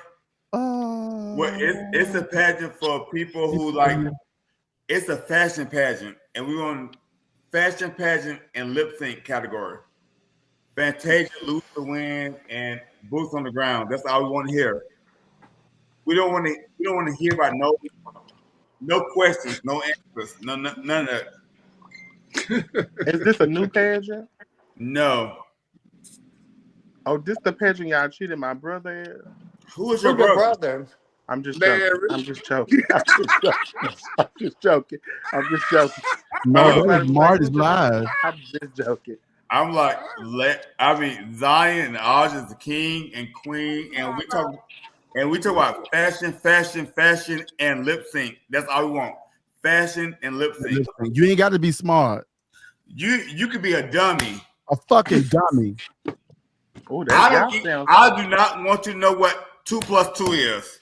Oh God. Some bitches is 3. Oh God. Yeah. I don't see why a lot of them don't run in. Okay. You just better have your fan. Have your fan. That's all you need. I don't see why a lot of hoes don't run for that. That's supposed to be packed every year. Ain't no question. Ain't no question, no interview. For as many fashionistas as we think we got in our community. I'm telling you. Oh my goodness, Nicole, who you talking about? Give me some examples. It's gonna be gospels all night. Give me some examples, Nicole. You know the people. Yeah, you've been around. Oh, you know them. It's a lot of your friends. Y'all in are the people able to do gospel? You said what? No, you got to pick from the song. It's a lip sync battle. Well, you got to do Lose the Wind for the girls. Oh, you picked the song. Oh, okay. Yeah. Just be beautiful. Ain't nobody gonna ask you shit. Oh, that's my friend Crispy. I love Crispy. That's my friend in the comments. So don't forget, y'all. It is a talent battle. So Zodiac said that's why I haven't came back. Oh, why? Because he get dumb or he can't lip sync? He didn't win. Oh, come back, Zodiac. It's time. I miss my grandbaby. I know you got some boots on the ground. And that's my favorite. But Zodiac, I would proceed with caution. No, don't do it. Don't do it. It's time for topics, general topics. Zodiac a friend to the show. That's our family. Are you gonna hang out with us for a little bit? Huh? Talking to Loretta. Huh? Are you hanging out? Or are you finna go? Oh, y'all got me deep in the shit already. I'm here. Oh, Chevelle, these people here with us the whole night. I thought we was talking about this. Oh my goodness. These people? And Chevelle, you done invited this drunk man in here because ain't he drunk? And he just got off a flight, girl. Boots on the ground. He just got off a flight from San Antonio. San Antonio. Wait. Who is that talking? Miss Gay, you're very large, honey.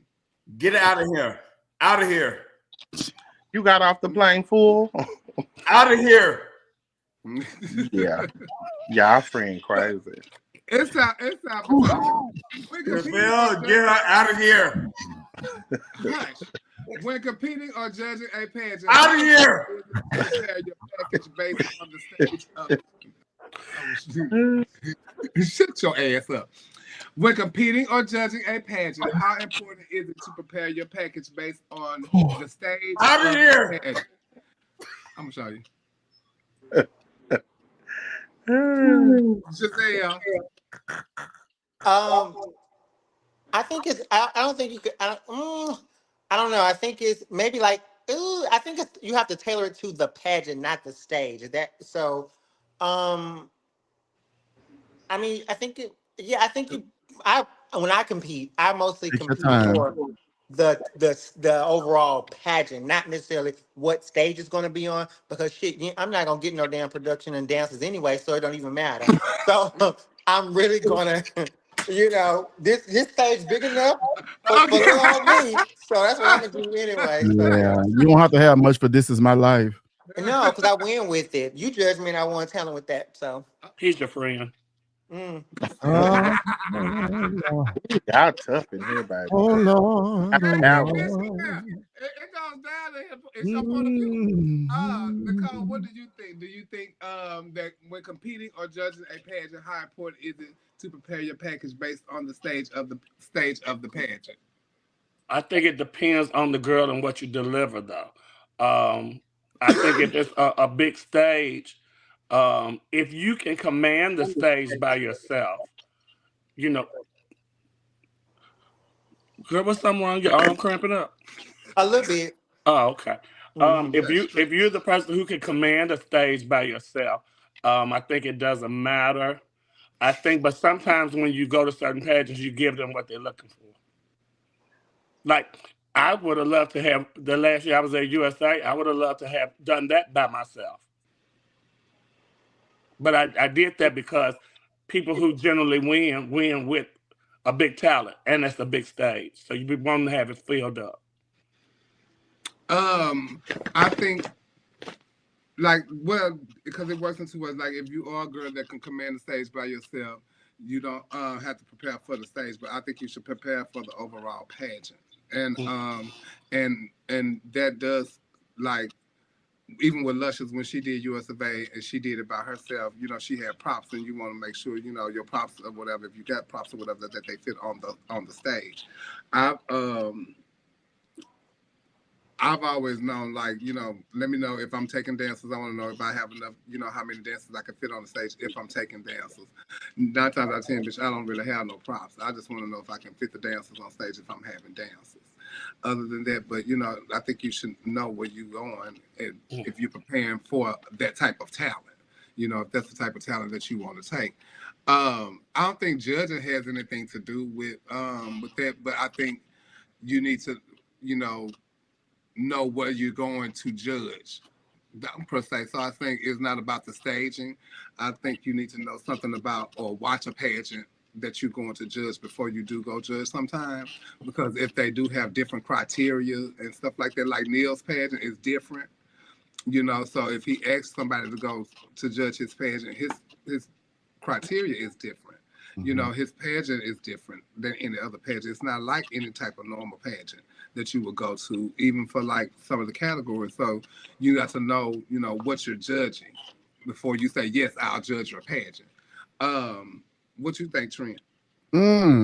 I think it depends on how serious you are about the pageant and the competition. You should want to know the dimensions of the stage. I heard a story a long time ago. I don't know how true it is, but when Tamisha Iman was doing nationals, she was to do another talent. She was supposed to do Hey Mickey, You So Fine or whatever. And once she started putting up props and stuff, the stage was too small for what she needed, and she had to go change her talent back to Tamisha Iman. But it's important to know where you're going so that you won't have small mistakes, because if you got a stage that won't carry your talent, then it's when the judges will get involved, because it will look overcrowded. It will feel like the spacing is not good, the timing is off, and all that stuff. I think that when doing pageants, I think you should make sure everything is top tier. You know, get you a group of friends that's very honest, because let's go all the way to pageant, right? When you pull out your garment for your friends to see, everybody should say, ooh. Everybody say, yes, ma'am. Every category should be like that. You should get people that don't mind telling you the truth, not friends who gonna edge you on and say, oh, girl, that's gonna be sickening, when they know it's really not, when they know it won't stand up to that stage, because certain gowns look different on bigger stage than smaller stage. You know what I'm saying? You got certain presentations that's gonna look good on a big stage and not up close. So you need to know where you're going so you can put the proper package together, and hopefully you can win. Neil, what you think?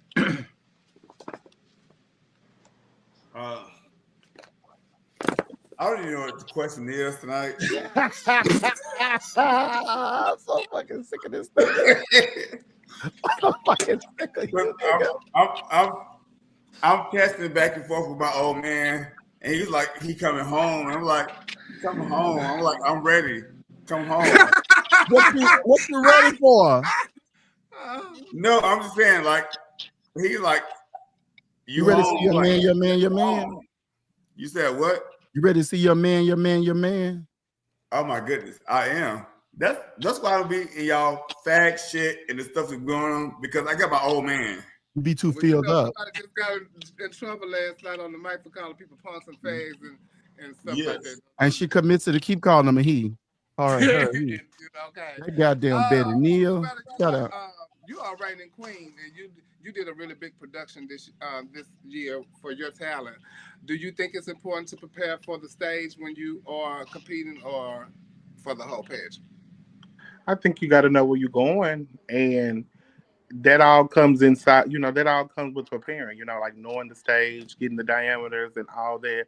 I remember one year we were at Texas Newcomer, and one of the promoters got the measurements from the stage and taped it out on the ground at the hotel parking lot so that the girl could practice. And I just think that it just all comes with that, knowing where you're going, knowing the stage, knowing what you can put on the stage. Mm-hmm.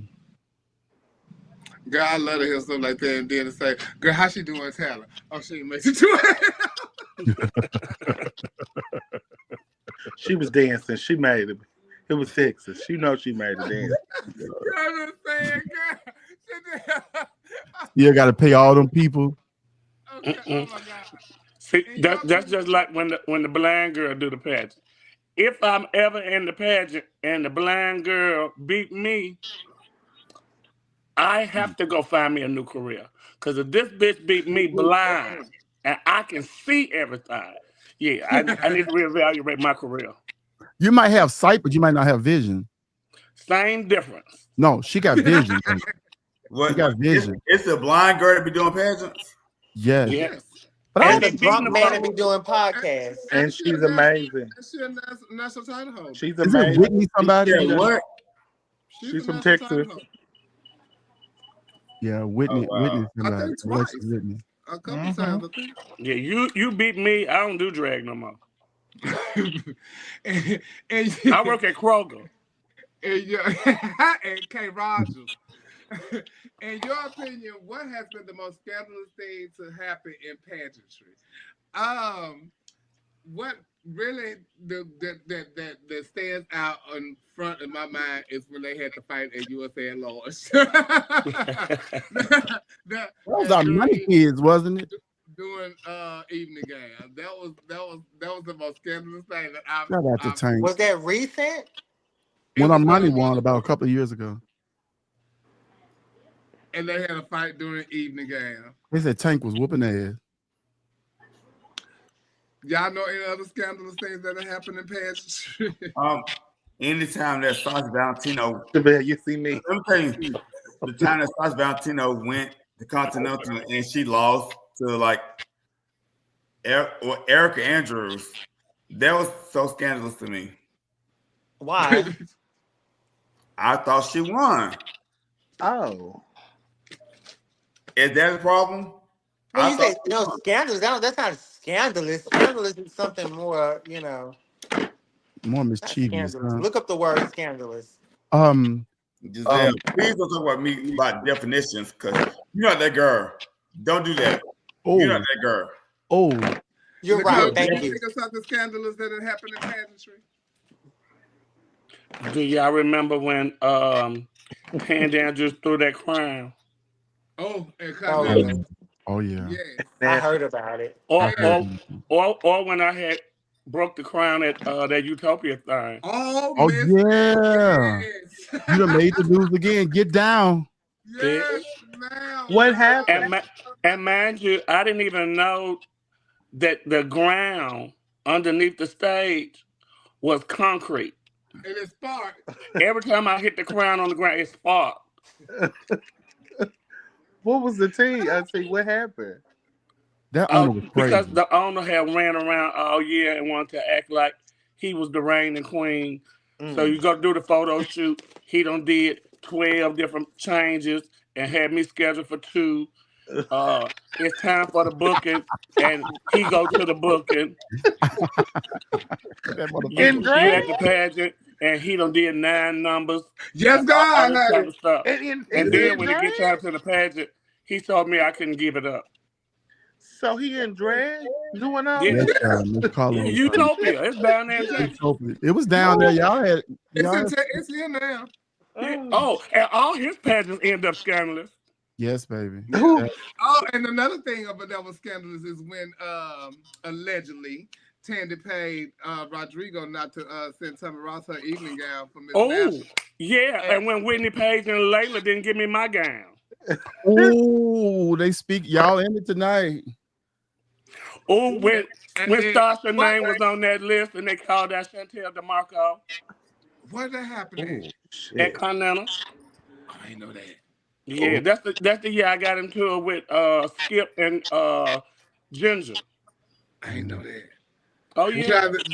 The Tommy Ross dress ended up with Sweet Savage. Sweet Savage had it on, and when I got home, I was at a booking in Louisiana, and I seen it. I was like, "Oh, that's beautiful." And she said, "Oh, that's amazing." I said, "Oh." When I got home, I called Tommy. I say, "Your dress that was that you was gonna wear at Miss National, was it silver with like big chunky stones, different shaped stones on it?" She said, I said, "Oh, Savage had that on in San Antonio." Dang. Ooh, the pageant drama. Ooh.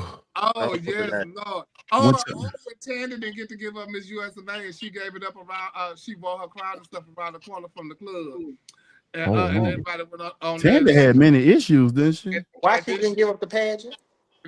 He wouldn't let her come give up the pageant. Jerry didn't let her give up the pageant. And it was in San Antonio where she lived. So she performed around the corner, and she put her farewell speech in the Twit magazine. And on her promo pictures, if you ever find a picture of Tandy with her hands like this, she is holding the fuck you sign to Jerry in the picture. Oh my God. There's a lot of shit going on. Oh, she was scandalous, honey. She was scandalous, honey. Yes, God. Shout out to the pageant scandals, baby. Baby. Back to the girls that done got dethroned. Tamara invited 20 girls to Black America Plus and promised them all the pageant. What happened? Honey. What happened? Oh. They don't want none of that. I didn't hear about They don't want none of that one. When Tamara had promised all 20 girls the pageant, baby. Shout out to Tamara. She got them there. She got them there. She got them there. Shit, that's all that matters. Oh, what collections one of them? She won.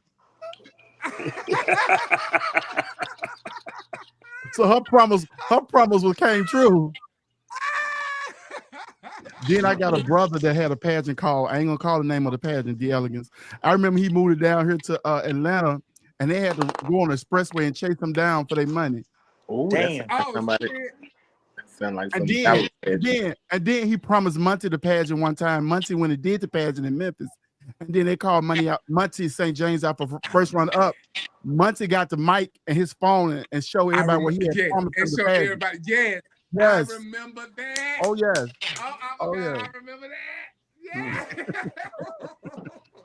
Baby, pageantry is a piece of work.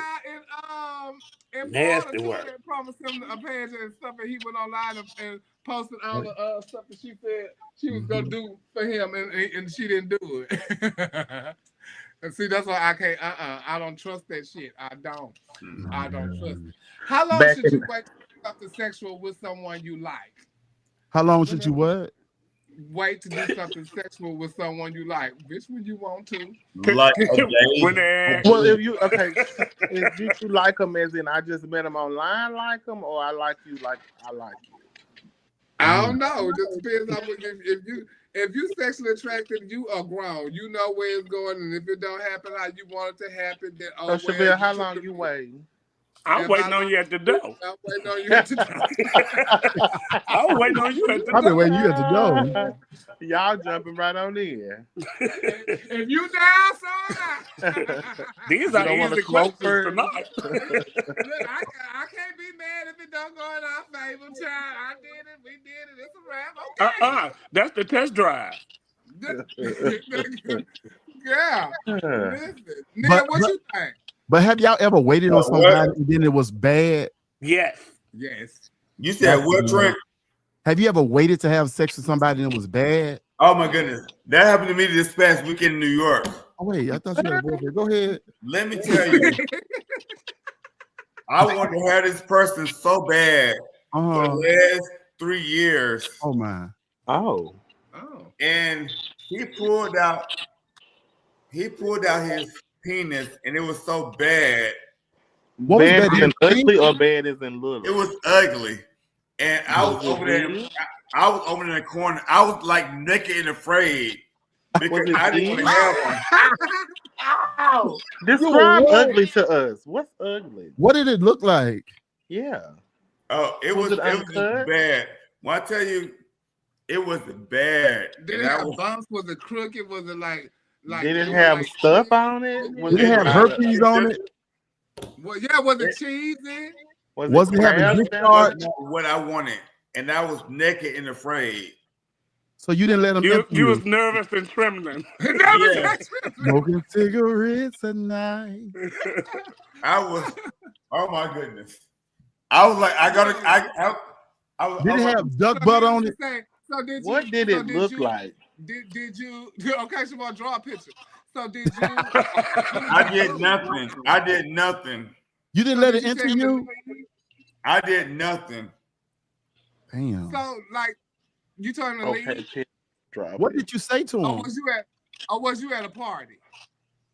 I did nothing. I was naked and afraid. I think he was the same too. Do you got a pic of it in your phone you can share? No, but let me tell you something now. Now let me tell you, the next night. I think so, Zodiac. What? I think so. He said you closed your eyes and went in. No, if you're on a break from your relationship, do you care? But the next night though, I met this other guy, and he was so nice and he was so cute, and I had fun with him. Well, what his thing look like? I don't know. He looked like a cupcake, but he would put you a mattress. Oh my goodness. Oh. It was amazing. Oh, okay. Down some more. What was I asked? If you're on a break from your relationship, do you care if the person is having sex with other people, and how long should a break last before you say it's over? Let me answer this first so I can go fill my cup up. Okay. Fill our cup first. If we take a break, we broke up. And you don't love me no more. If we take a break, you don't love me no more. It's over with and gone about your way. Giselle, I know you got something. Come on. I think a break, a decent amount of break for you guys to figure out if you want to get back together, it's about a month. Because in that month span, you can figure out, well, you know, if I've had time by myself, but I really miss this person, I think I want to work it out. And you kind of can test the waters. If it goes longer than a month, then I think you pretty much consider it a wash, and y'all gonna go your separate ways.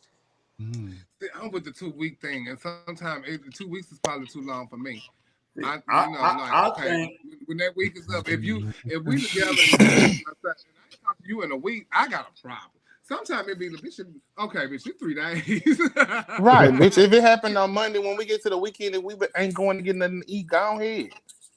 Yeah, like okay. So I'm with you when you're right. Go ahead, because you got somebody else. So that's that me. What? Okay, Trey, so you got 72 hours, and no, you got 48. Okay, the first 48 hours. They give you 48 to solve a case. I think about a month or 2 weeks, because you're gonna naturally want to call that person back, and then you get back with them, and they're still the same person that you broke up with. So it's like you got to give it a little time. But are we communicating, or are we just not saying anything to each other? Because it's different. If we're communicating, that's a different story. And if we haven't seen each other in a week, but if I haven't talked to you or seen you in a week, go ahead. Well, in that case, if you can make it through the day and you don't want to talk to me, I'm important. Exactly. And if we together, but you also ask, do you care if they have sex with somebody else? Yes, that's definitely it's definitely over with. If we take a break, we over with. You sleep with who you want to sleep with. We still in a relationship. The break mean we still together. We break it as I haven't seen you today. We are still together. You are still Oh my no, you man. talking about the wrong I break am. then. You talking about the wrong break. Because what are we taking a break for? Have a nice day. There you go. There you go. Peace be with you. Have a nice day. Because when you told me when we first hooked up that I was the most important thing to you, what happened to that? How can you go 2 or 3 days without talking to me? Big That's say he only crazy. take breaks at work. And guess what? Them only last 30 minutes to an hour. Okay. Depending on where you work, 15. Yeah, but do it depend on what you taking the break for though? No. Oh shit. I think breaks are healthy. I think breaks are healthy. I think it. You know, healthy. Giselle, it's giving Lifetime Distance Network. does not make the heart grow It's fond. giving Lifetime. I'm in love and I love my man and he gonna come back. That's what it's giving. Well, for me, I took a break. I was with a guy for 2 years. We lived together, and then we took a break. And in that month's time, it was like neither one of us kind of really contact each other. Want Yeah, to come he would back. come over and stuff like that and stuff. But it really was like I'm enjoying my space. So Did y'all get back together? Okay. we did not. He's in a whole nother relationship. So See, you let your man go. but girl, I'm go happy because that's what I Go wanted there. Still ultimately. is You know? here. But you wanted to break up. I think it was best for me. But no, So, and yeah. then breaks you kind of see if you're gonna be. Do you still want to be with this person? Because it might be things that was happening in a relationship that you are tired of, that you've been talking about, that they don't change. And once you take this break, you might get clarity in this break. Where, hey, No, when you no. No. When you with somebody, you with them. And if y'all got shit My going love a little on, different. y'all gonna work through y'all Let's shit. try to work it out. You try to work through your shit. Ain't no take no break, motherfucker. If you don't put your feet on my feet when we in this motherfucking bed. Okay, look at the Shanti and Natalie. They took a 12-year break. Who gives a fuck? Them rich people problems. Okay. I mean, both of us around here living check to check. Motherfucker, we need each other. Ain't nobody drilling his bottom. Bitch, I need your half of the rent. How dare you take half the rent somewhere else? Motherfucker. Okay. And I wish the next bitch you get with kill you. Okay. Yeah. Y'all really got to change y'all viewpoints on that, though. Well, why you being... Amaya, I believe you, Amaya. I believe you. Y'all got to change y'all viewpoints on that. I believe Amaya. What's your viewpoint, Nia? What Amaya say? She said, you take a break from me and I'm breaking your neck. No thing. Okay. Y'all so hard and rough. Y'all need to calm down. Y'all got to calm down. Okay, look. What's the reason you think there are so many single gay men? And do you think gay men have commitment issues? Absolutely. Cause they're greedy. I think so. But you know, gay men are promiscuous. You know, and so therefore they are men. They are men. And men like what they like, and they want to do what they do. Sometimes you'll get that man that is committed, but child.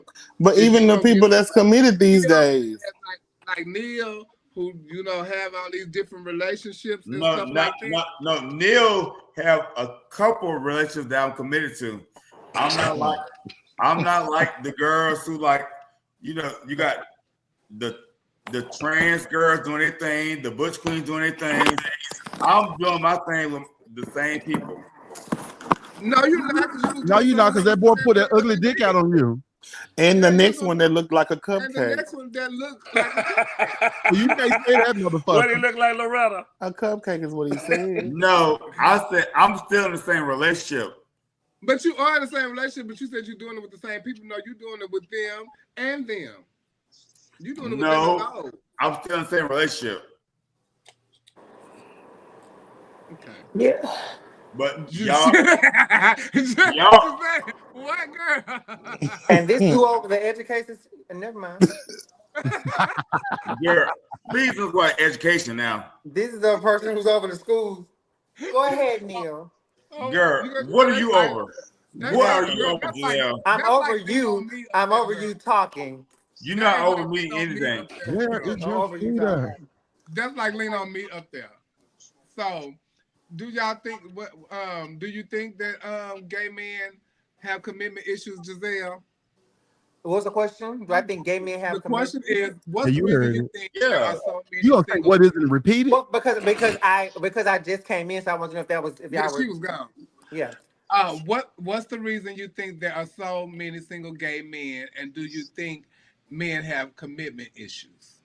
I don't think that they have commitment issues. I think that men are very lustful individuals. So it's a very like conquer mentality. So I think that they want to have as much as they possibly can with, as many people as they possibly can. I don't think that men want to commit to one particular man for the rest of his life. No, I don't think that.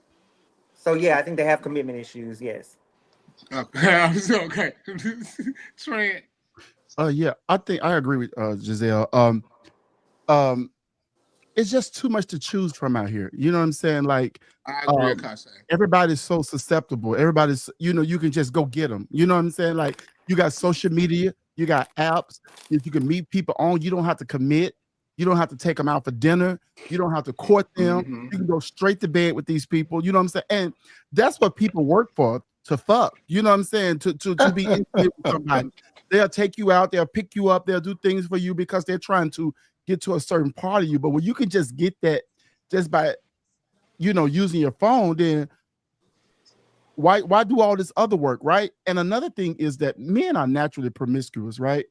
And a lot of our black, I can say about black gay men, like for me, I don't come from a home where I saw successful, healthy relationships. So as you get older, sometimes you don't know what that feels like, neither trying to navigate throughout relationships. I was gonna say that. You have a hard time like understanding your purpose in somebody's life. What do they want? Are they here for the long run?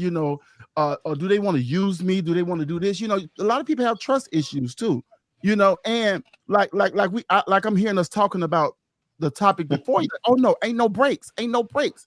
So then sometimes they can be a bit toxic too, because if someone is telling you that, hey, I'm feeling a certain way right now, it's okay to take that break, because you need to find out some stuff about yourself too that you might be doing to this person that they just cannot handle no more in this relationship. I think it's a lot of unhealed people too, because a lot of people got a lot of trauma that they holding on to, and no one wants to go through life with nobody with a whole bunch of trauma who got issues every day. Me, I like somebody that want to laugh all the time. I like to joke all the time. I like to have a good time. I want to go on trips.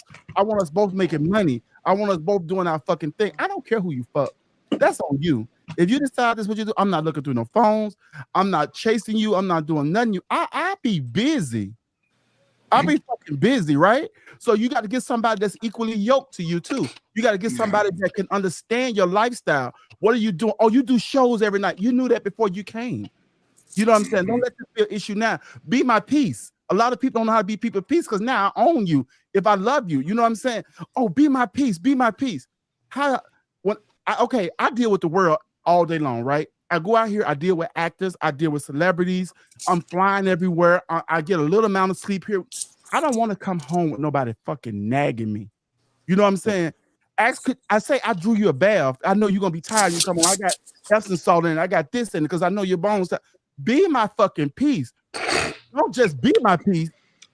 Be my peace. Well, so Beat that your means peace. so okay. That part. Loretta, what you think? Do you think that why do you think that there are so many single gay men, and do you think they have commitment issues? Well, I'm DL trans, so I can't speak for the gay men and what they go through. So I think like a woman mentally. So I don't know. On the low, though. You think like a woman on the low. Yeah. She said DL trans, man. Yeah, I'm DL trans. Right now, like this is the DL right now, and then when I put my wig on, it's the trans. So yeah, I can't speak for it, but what I can say is, like being a gay mother, seeing the boys are horny as fuck, and when people be in relationships, they don't care. They like to have a good time. They're gonna want to have, and a lot of people just have trust issues. That's you don't want to be with somebody where you're gonna get cheated on. So people just rather get on the website, hook up, and go about their business. But I also think the problem with gay men as it pertains to dating is that they try to conform their relationships into a heterosexual normal type of relationship. Yeah, our parents stayed together because they were trying to raise us. And they were broke. But this is our Hence, your parents stay hence, together. hence, bring home your half of the rent, motherfucker. Outright. Yes. Don't stay gone. now most gay men are in a relationship which is fruitless, meaning they can't bear any children together. So they're once you do all the fucking, they're going to be on to the next person to fuck. So I think that they need to reconfigure the standards of the relationship when it comes to two gay men. But we have some successful gay relationships out there. But then you also have those people that are in relationships that are constantly getting sent pictures and hit up in their DM for people trying to have them and all that. It's crazy out there. So we have those successful relationships out there. We just don't see them in our communities because what we get to see is BS. I love the lesbians because the lesbians have relationships. You know what I'm saying? I always say that. I tell them that on the mic all the time. The lessons of the. They believe in love. They believe in love. We believe in I've seen fucking. people that has been together for years, and and on the outside it's beautiful, but on the inside it's not as beautiful. But they there for convenience. Yeah. And they've been together for so long that they know how to make it work. They know how to navigate it, but they also is a communication there. You know what I'm saying? So if as long as I think if you can communicate with your partner, then it should be able to work out. But both of y'all gotta want to work. Both of you have to want to work for it. It can't be me or you. And that's the thing people get with people who only want sex sometimes. They don't want a relationship, but you want a relationship. So you're trying to make it work on your end, but on the other end, they're like, baby, I'm ready to go to the next. So you have to pick someone who wants to be in a relationship first and then are willing to make it work. Amaya, we can't say that. We can't say that, Amaya. we cannot say that, Amaya. But I oh. This girl goddamn fool, man. look how she's saying. Look at her. You can only say that in What my am reading? I can't read it for you, girl. Luther Vandross said many relationships. Ain't nobody came out and said we were missing child. Yeah. But child, why would you want to, keep who you love private? I think it should be private. Let me tell you. Yeah, in these days and time, people will try to hit up your lover just because. Some aspects of it should be private. And stop falling in love with the introduction of a motherfucker. I'm private. That's lust. I'm private with my boyfriends. I'm private. People can't get, but bitch, if you with somebody, I think you should keep when time is right. What the call? I said I think you should keep some things private and you don't publicly announce. I think that sex is too accessible. Yeah. I think that when you live in a big city, things are too accessible. I think that when you let or start letting the distance get in your relationship, things get accessible. And I think that you should have these conversations early on when you're dating someone.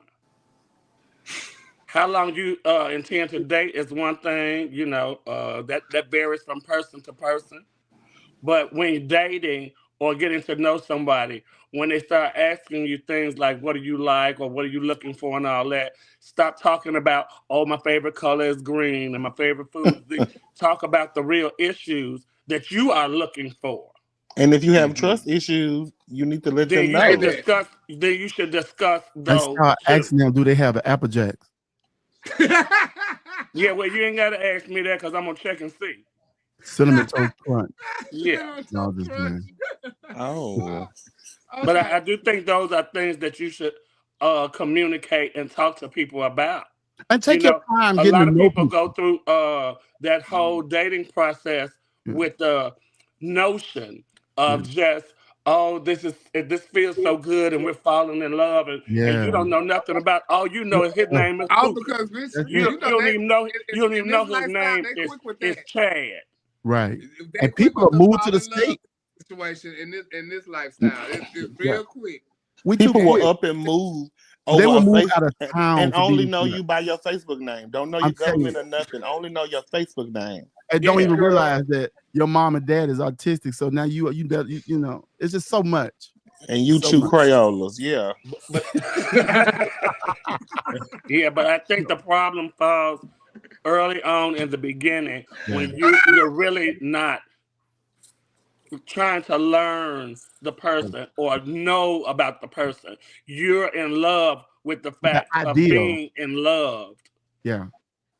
I also think that with two things. I think that we as people, we accept things in the beginning that we later complain about in the end. So I feel like if you accept it in the beginning, then that should be something you don't bring up. If you accept the fact that this person constantly likes to go out, or this person never really, this person has certain issues. If you accept it in the beginning, You then overlook a lot of things yeah, because you then 6 months want to from be now, with the you shouldn't person. even be bringing it to this person because you That's overlooked right. it in the beginning. And I also think that if you are really going to be serious and committed about a relationship, you should know your partner, and there should be nothing that no one should be able to tell you about your partner. When I was dating, I knew my person was a flirt. So there could be, of course he flirted with XYZ because he does that with the bitch at the McDonald's counter. That's not a problem for me. I think a lot of times we let outside influences penetrate our relationship, and that breaks down and deteriorates the relationship itself. And that is why you are not supposed to let everybody know what goes on in your relationship. That's true. Absolutely. Yeah. And stop posting all these goddamn pictures when y'all just 2 weeks in. Right. The Facebook love Stop and the that. social media love. It Yeah, does and like then everybody on the wants third the week, light. Everybody on the and then third week, 6 y'all months. done broke up and y'all don't want to tell us what happened. Yeah, And then just don't post pictures at all. Don't Right. post the pictures of third your boo week, at y'all all. telling everybody his drawers was dirty. Right. Ooh. Right. But They you was dealt there with it for that 3 weeks that though. first night. But you laid And he up with them for cheated on 3 you weeks and with somebody them got in dirty your drawers. pubic hair. Oh, they breath stank. They breath stank. You knew they breath was stinking all You the kissed time. them for 3 weeks. They kissed them. I'm telling you. Because Cancer, you knew that man liked to go 3 days. Too soon. Y'all first Too soon. y'all went When Too home. y'all first soon. got together, you knew he liked to go 3 Yeah, you days. knew it. You knew it. You knew he liked baby oil. Yeah. You knew he liked cum. You know he like piss. Ooh. And you knew he did drugs. Yeah, you know. Life goes on and we have to keep on living. What about continuing to move forward in this life scares you the most? Right now, the big beautiful blind. The BBL. Right now, the BBL. What scares me the most is the lack of knowledge that people have on politics, and then the willful ignorance. It's just like people just refuse to pay attention. That's what scares me. Nicole. Not knowing that when your friends will eventually turn on you. That's deep. That's deep. Not that girl. That's deep. Because, and I've witnessed it within the last 4 or 5 months, people that I thought that I was extremely close with. I saw how that swayed, and then I also sat back and evaluated what my part in it was. And some people don't do that. And I tried to realize if it was me or if it was them. And some people will value your friendship for what is needed for them. And you have to realize some of the stuff that you go out your way and do for other people, they're not going to do for you. And when I started seeing that, I stopped performing for the folks and stopped letting that be my audience. But sometimes we know it and we just don't want to admit it, because I've been guilty of that. Sometimes we know this person is that way and we just can't bring ourselves to believe it, but Because it is you what it care is. for them, but you have to learn to care for yourself a little bit more. So that is why I had gotten to the point where I don't mind cutting my my access off to myself and stop giving that to them, or when they want to be in a mood or be some type of way, that I'm still gonna be there when they come out of that. And I've gotten more into a thing of I'm just gonna give you what you give me. And when you start doing that, the quickest way to notice and to acknowledge that that's how they are is how they respond to when you give them back what they gave you. Because now this is a problem, but you didn't have a problem when you was doing it to me. When you know doing it to me. But did they realize they was doing it to you? Yeah, they realize, because people realize when they're doing something to you. Not all the time. People not always understanding how they make you feel. Well, That's then why it's they are important narcissists, because I'm not one of those people. Because if you do it to me, I tell you how I'm feeling. That way you can never tell me you didn't know. Right. Okay. So if a bitch is always tapping you in your head and you don't like that, they're going to keep doing it until you tell them you don't like them. So what I do is say, hey, I didn't appreciate that. I don't like this. And then if they get on the defense and want to tell me that I'm wrong, no, you're not acknowledging how you made me feel. This is how you made me feel. So now that I see that, we're good. We're real fucking good. Giselle, I work with bitches all the time that I have nothing for anymore. Oh my. And the only reason I have to be around them is because I work with them. Because you work there and know how to be professional. And then that way, it makes it easier for me because guess what? We're not friends. We're fucking co-workers, and I don't have to like everybody I work with. So do you still speak and make the room light, or do you act like I'm cordial. Cordial, okay. I'm cordial. Okay. That's what you're I know supposed how to to walk do. in the room. I was raised right. It could be a million bitches in the room. I will Hey, walk in there everybody. and say, hey, everybody, how you doing? So that everybody get the message. Hey, everybody. How you doing? Do that harden you though? Do it harden you at all? It's hardened me for years. Okay. Do you like that feeling of being hardened? No, but it helps, and it has its advantages. That makes it easier because there's some conversations that I won't have to partake in. Mm-hmm. Yeah. It makes me easier just to walk out the room. Mm-hmm. It makes it easier because now you don't always have to have a response to things. I don't have to worry about you being in my head. Your energy. Accepting it. And you don't have to care as much. Do it change your energy when you're in a room with that type of person? No, because it's energy work. is easily transferred, and I don't allow you to do that to me. So what I've learned is you can be quiet and not. Okay, this is my prime example of stuff like that, and this probably could sum it up. All right. Just because I don't fuck with you, don't mean I hate you. Okay. It don't mean I love you. It just means I have nothing for you. And that way, it don't bother you, and then you can't make it bother nobody else. Yeah.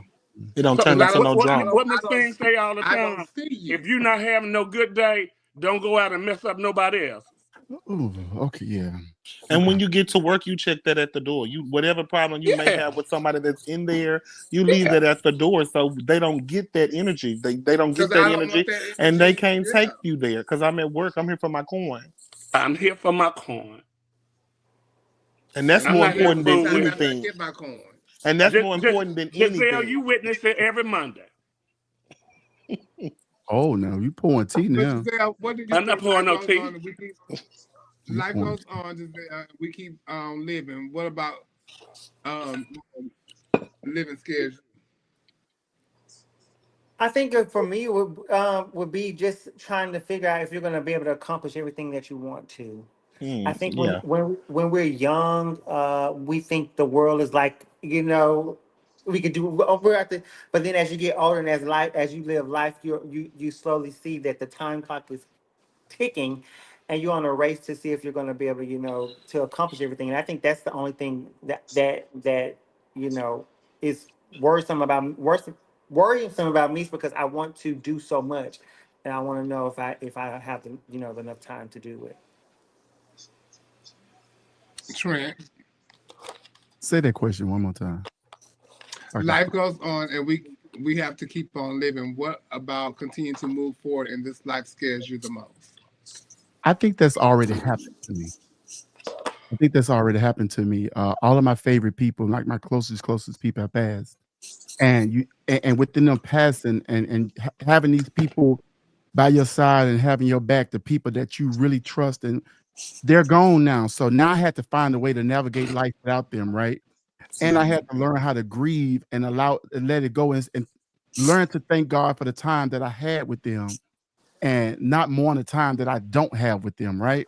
So these were my everything. These were my angels on earth. So I've already experienced that. So now I'm okay with whatever life brings because I know with life is ups and down. What goes up must come down, and when it go down, it must come back up again. So I'm okay now as I navigate through life because now I have a different set of tools to go through this life with. That I know that everything will be okay. And hey, and if it don't be okay, it all ends at some point in life.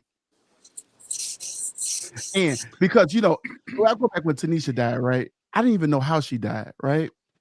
And then I remember the girl who pumped her hit me up in my inbox and was like, "I'm sorry for your loss." And I was like, "Thank you." I just still didn't know nothing. When I talked to Desiree the morning, she told me a little more information. I'm like, if this bitch gave her the silicone that killed her, why the fuck would she hit me up? Why would she inbox me and give me her fucking condolences, bitch? I hope that the next time you pump yourself, bitch, you meet her. You know what I'm saying? Damn. Bitch, why would you do that? And so you can say I'm sorry. Listen, so losing people along the way, you learn that you can still move on in life. It gets scary along the way. I mean, I think death is, a part of life. I used to be afraid of death, but I'm not anymore because I know that we have to do that. And when we go to sleep at night, we don't even know we're here no more. You know what I'm saying? Like we wake up, we're like, oh, bitch, it's a new day. Oh, and that dream I had, shit, that didn't even happen for real. I dreamed I won a lot of money one time.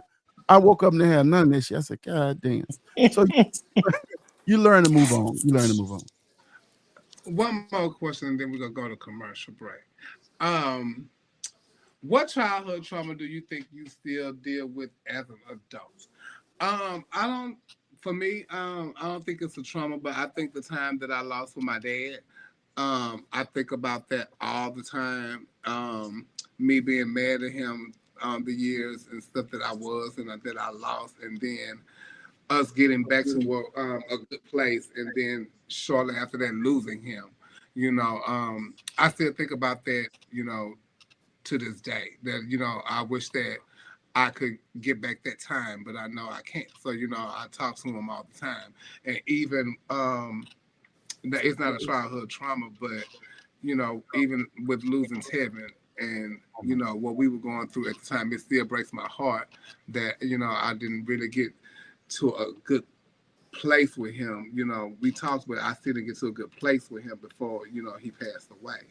And so, that's stuff that I deal with internally a lot, especially at times when I do want to talk to my dad and I do, want to hear from Ted a lot, and I don't get to hear from him, like I would normally do in certain times, so that. So, Loretta, what childhood trauma do you think you still dealing with as an adult? The loss of my mother for sure. My mom died October 8th, 1995. It was my brother's birthday. We were living in Arkansas and we were coming to Dallas. She leaned down to check the tire for the tire pressure on the car, and she stood up and passed out and never woke up. And it's something that I deal with because I watched my brother mentally deal with it. He's a year older than me. He passed away. I watched him mentally deal with it, and it ate him up. That's all he could ever talk about was our mama. So I still deal with that. I got a picture of my brother on my wall, from us being from when we were kids, and I just look at it and, it brings me joy because those were happy times. But yeah, it's a lot. Nicole. Oh, you want to say something? Go ahead. Mother's Day is one of the worst because my sister and me, you know, we all grieve, and then we have our cousins who lost their mothers. So Mother's Day is like one of the hardest days out of the year for our family. We don't really talk about it, but we know each other is going through something. So we kind of like try to make sure we know we love each other. So I think that's really important. Have y'all thought about grief counseling at all? No, that's not something that we think about. You know, I pray all the time. I talk to God, you know, to keep me stable. Okay. Nicole. Being molested. I was molested twice, but as you get older with that kind of stuff, it just makes you have so many different triggers from different things that will remind you of those moments. Um, and your question in your head is, what is it that made them think that it was okay to do to you? Mm-hmm. Like, why did you single me out? You know, what did I do that made you think that that was all right? And maybe 3 or 4 years ago, I think we did talk about this, Shabir. It was actually on Mother's Day. Yeah, it had to be about 3 or 4 years ago. We were working at traffic, and we were leaving there because we had to hurry up and get to the store to finish getting like the rest of whatever we needed to cook the meal. And I saw the man that molested me. Yep, sure Which did. I was remember. you remember we talked about that. Yeah. But it was somebody who I thought that I would never ever see again. Mm-hmm. So when things are out of your mind for so long, it helps you forget. And then I saw him, and I literally peed on myself in the grocery store, and that's how shocked I was. I remember. The first time I was molested, it was in a school library. Whenever I smell old books, Mm-hmm. you know how books have a smell. Yeah. I get that feeling. The worst part about it is I read the Bible a lot. And when I open the Bible, It smells like that. it smells like that. Because it's my uncle's Bible. That he was like a really good uncle to me.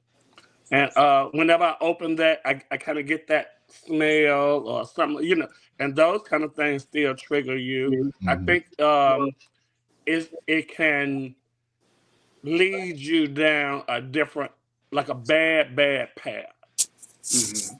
And people don't, Traumatize you all over again. when you don't know how to, and that's why therapy is good, but therapy can open doors that can hurt you too. Yeah. So like when we were going through, like when all that happened through, and when we were going through the pandemic and all of that kind of stuff, it weighed bad on me. And I was dealing with a therapist, and he gave me this book to read. So I ordered the book and all of that, and I started reading the book, and that sent me down a deeper bad path. Mm. And I was this close to unaliving myself. Oh wow. Because that hurt and grief. And people always say, "Oh, well, you're the master and you're the control over your life." And so when those things happen, you just have to learn to move on. Sometimes those things are not evil. Easy for you to just get over. Trauma can make you think about a million different things. Ooh, what if that didn't happen to me? Where would I be? If that didn't happen to me, would my life course have been different? And then that's when depression starts.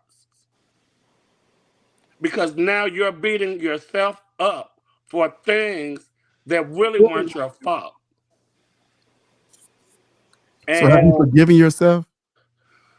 I don't know that, Trent. I don't know if I have. Okay. But it's a hard thing to grasp and deal with when it didn't happen to you. So for as much as you try to explain it to people, or you want somebody to understand it, you can't get them to understand it when they haven't gone through it. So it's easy for people to tell you, oh, well, you grown now. Yeah. Or you should just get over that. Or Mm. you should just move on. Parents will say that to you. So how do you cope? I drink. Okay. And people who have been molested, which I've talked to several of them, it's something that don't leave your mind at all, you know? Like you constantly will think about that. I am 52 years old. That stuff happened to me when I was like 11 and 14. When you don't even know what sex or anything is about. And you try to, even if you talk to a therapist or something like that, and you try to explain it to them, they try to give you a way to think about things different. I can't think about it different because that's what happened to me. But do you think that they can give you the tools to help you navigate? I don't. Okay. I think therapy is no different than if I called Chevelle and I was just sitting up talking to her about it. Because guess what? She can't give me no right answers, and they really can't either. It's sort of I like think it's good to have someone to talk to, but can't nobody give you no advice on handling stuff when you just can't handle it, when it bothers you. And I think that therapists sometimes they let you talk it out so you can hear yourself talking out and you can try to find a solution for yourself, you know, in what you're saying and listening to it and actually getting it out. I think that's sometimes like you said, when he gave you the book, it took you down another road, you know, and it made you spiral. You know, because sometimes stuff like that, when they give you something like that and you reading different things, you could pick up something else in there, and that can trigger you. And it contributed to what And was it contributed to bothering me. what was bothering you, yeah. So that made it worse. So you felt like you're not helping me at all. Yeah. You actually making this But worse. it's a lot of work. It would change. It's a lot of work. Constant work. It would change other things in your life too, because it will make it seem like when people are trying to tell you something, that they're trying to control you now. If you can understand that, you know, because this is a person who took control of me and made me do something that they wanted me to do. And that's how you feel about therapists? That's how I feel about therapists, and that's how I feel about people who really not trying to understand you and give you their advice. I think it's best to continue to talk to people who've been through what you've been through so that they can teach you and show you their coping skills and how they cope with it. Because sometimes therapy is not the best answer for everybody, especially when you're opening up old wounds. But if you haven't went through what someone has went through, sometimes you can't really tell them how to deal with it or how they should be feeling. And then I've also learned you should not tell a victim how to feel. I do not care what the situation is. Don't tell them how to feel because that'll trigger them more than anything. That's why I kind of took sympathy with Cassie, because when she spoke out, everybody read her and said, no, she's lying. It's a money grab. Until they saw the videotape. When they saw the videotape, they was like, oh no, he was beating her ass. You know? But nobody will ever know what that experience was like for me and how that carries on in a day-to-day. So what do you lean on in those I dark pray times? a lot. And then I try to read the Bible for some kind of understanding, Mhm. and I've been reading it for many, many years, waiting for whatever that one quote is going to be in the Bible. that changes things. But you know, God put people here for us to utilize that know things that we don't know and know how to teach us how to cope with things that we're not able to cope with.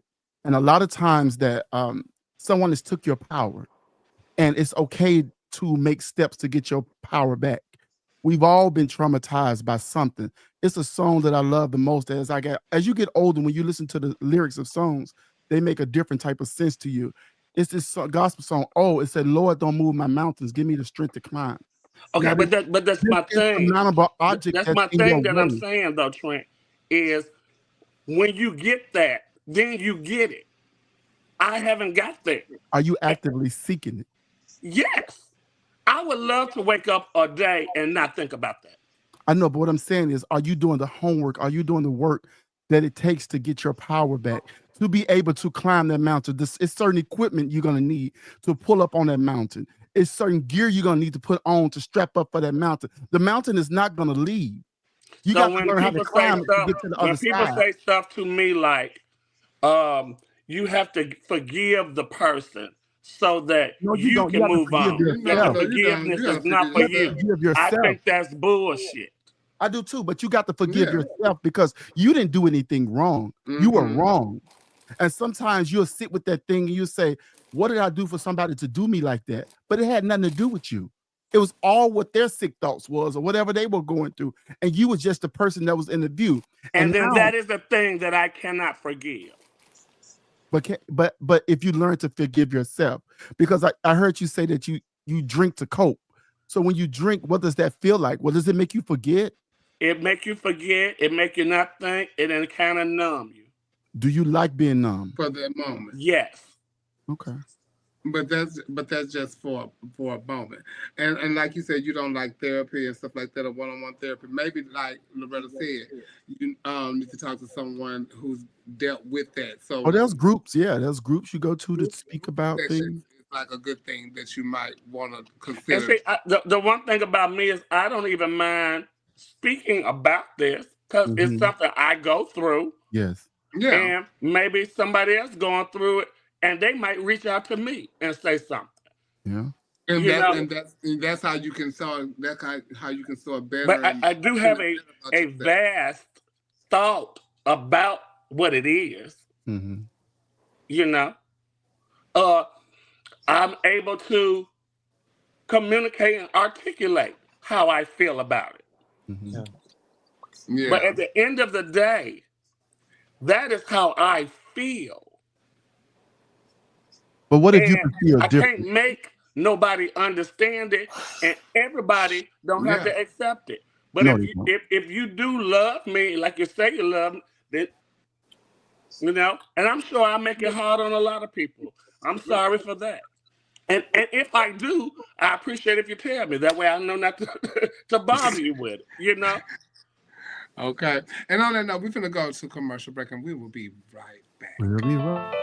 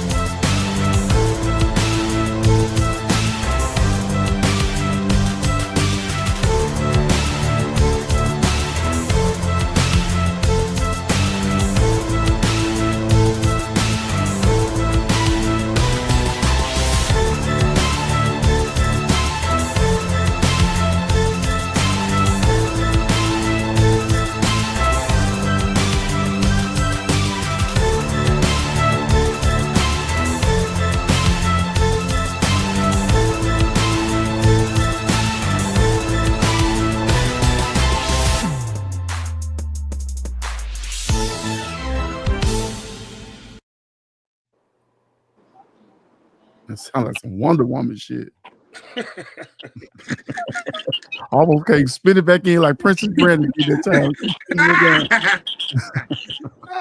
Don't forget July 13th, you guys. Chris Higgins will be celebrating his 59th birthday at the Mix from 5 p.m. to midnight. Entertainment starts at 6 p.m. He is a Cancer. It's Cancer season, you guys. So y'all go and celebrate Chris at the Mix for his birthday. Shout out to Chris Higgins. He always will let us come there and do our finale for our point of view at the Mix and stuff. So we love Chris over here. We love you, Chris. Happy birthday. Of our point I'll of be view. on the show. And y'all go and see Nicole to celebrate with Chris. Y'all come down to Dallas, and Miss Gay USA and Lawrence Loretta will be giving up her title in Dallas, Texas at the Rose Room in October. What's the date? 7th, 8th, and 9th. 7th, 8th, I want to take the tour, Miss Loretta. You know I ain't heard you say that in I want to take the tour. Also, King and Queen is coming up in New Orleans December 13th. If you be there to see me as I compete. Oh, wow. Feel that team. You better tell that. Go ahead, Auntie. That was exclusive for you. Yes. And you heard it here first, baby. Y'all heard it here first on Our Point of View, baby. Yes, God, honey. Okay. Huh? Right here on OB. Yeah, I'm gonna come show them an old broom can still sweep. And if you ain't got no money, don't run. I ain't got none, but I don't have my shit for a year. So y'all see December 13th in New Orleans, Louisiana. If you need any more information, please see. You can hit myself up, Coco Van Cordier, which is Veronica Castro on Facebook. You can hit up Queen Fantasia or King Angel, and we can get as much information as you would need to you about King and Queen. And Giselle, what you got going on? What's going on with you? Nothing. Just work. Just working. She's just retired. around here living check to check. She's retired. And of course, Trina's gonna go paint up the girls and all that kind of stuff. See with Yolanda singing ass. And we are off next week. Next Wednesday we are off. I will be having my hip surgery, replacement surgery on next Tuesday. So we will be off on next Wednesday. So a lot of prayers. I need you guys to pray for me. Amen. Certainly will. I will be off for a month. I say because I know I told y'all guys I'm taking off 3 months, but I'm taking off 3 months for myself because I think that's the time that I need to heal for myself. I will be taking off the whole month of July. In August, I'm only doing my hosting gigs, which is my flip phone stuff, and I don't, really have to perform for that. So, but I will be doing my hosting where I can sit down. I will be out walking and active, but I won't be performing, and I won't be going on no bookings and stuff like that. I will just be doing like my flip phone hosting gigs and my Monday night because all I gotta do is sit on the stool. But a girl gotta make some money, whatever kind of way she can make some money. But if y'all want to send a donation to a girl, please, I would be more than happy and thankful and blessed that you will send a girl donation to help her get through these trying times as I do heal, because I hope to heal. And I want to come back and wear my heels again. And like I said, I stay in a 3-story house. I will be going home to my mom's for a month. And as long as the guys are here and able to come on the show and be willing to come on the show if the schedules what the hell? And if the schedules permit, I will be here at Our Point of View because I can do it sitting in the chair as long as we got the cast to do it. So thank you guys so much. And if you need me, call me. For Our Point of View, all these years that we have done it, we are on season 6. And when we come back after my surgery, it will probably be season 7. So this might be the finale. We need to move on. I got a question, Chevelle, before we go. y'all have not subscribed to Chevelle Brooks 75 on YouTube, please go and subscribe and go and like our Facebook page on Our Point of View on Facebook and share the lives and go back and watch the old shows. And we thank y'all so much for always getting your just. What's your question, Nicole? Go. What's your question? Thank you, Giselle. Thank you, Nicole. And thank Chevelle, you, can you hear Nicole? What you gotta say, Nicole? I said I got a question before we go. Why I can't hear y'all? We can hear you. We can hear you. Baby, fucked the call and fucked up my shit. Oh, well, my question is, Trent, are you paying Brandy on this tour? I am not. I am not. She will not look like she on the game. Ooh. Okay. She'll look great, though. She'll look great. I'm excited about one, though. Yeah. Did I say, was I doing all that talking and y'all didn't hear none of that? We heard all of it. But you couldn't hear us, but we heard you. You did your whole spiel, close the show out. Oh, sickening, because bitch, I was gonna be mad. Clark just got here and fucked up my shit. He didn't know I'm sitting up on this line. All right, y'all. I love y'all for free. All right, love you. Hi, everybody. Bye-bye. Thank you for having me. Chevelle. Bye, everybody. Bye-bye. Thank you for being here, and we will see you again. Good night, everybody. Ooh, honey. I gotta go. I gotta go.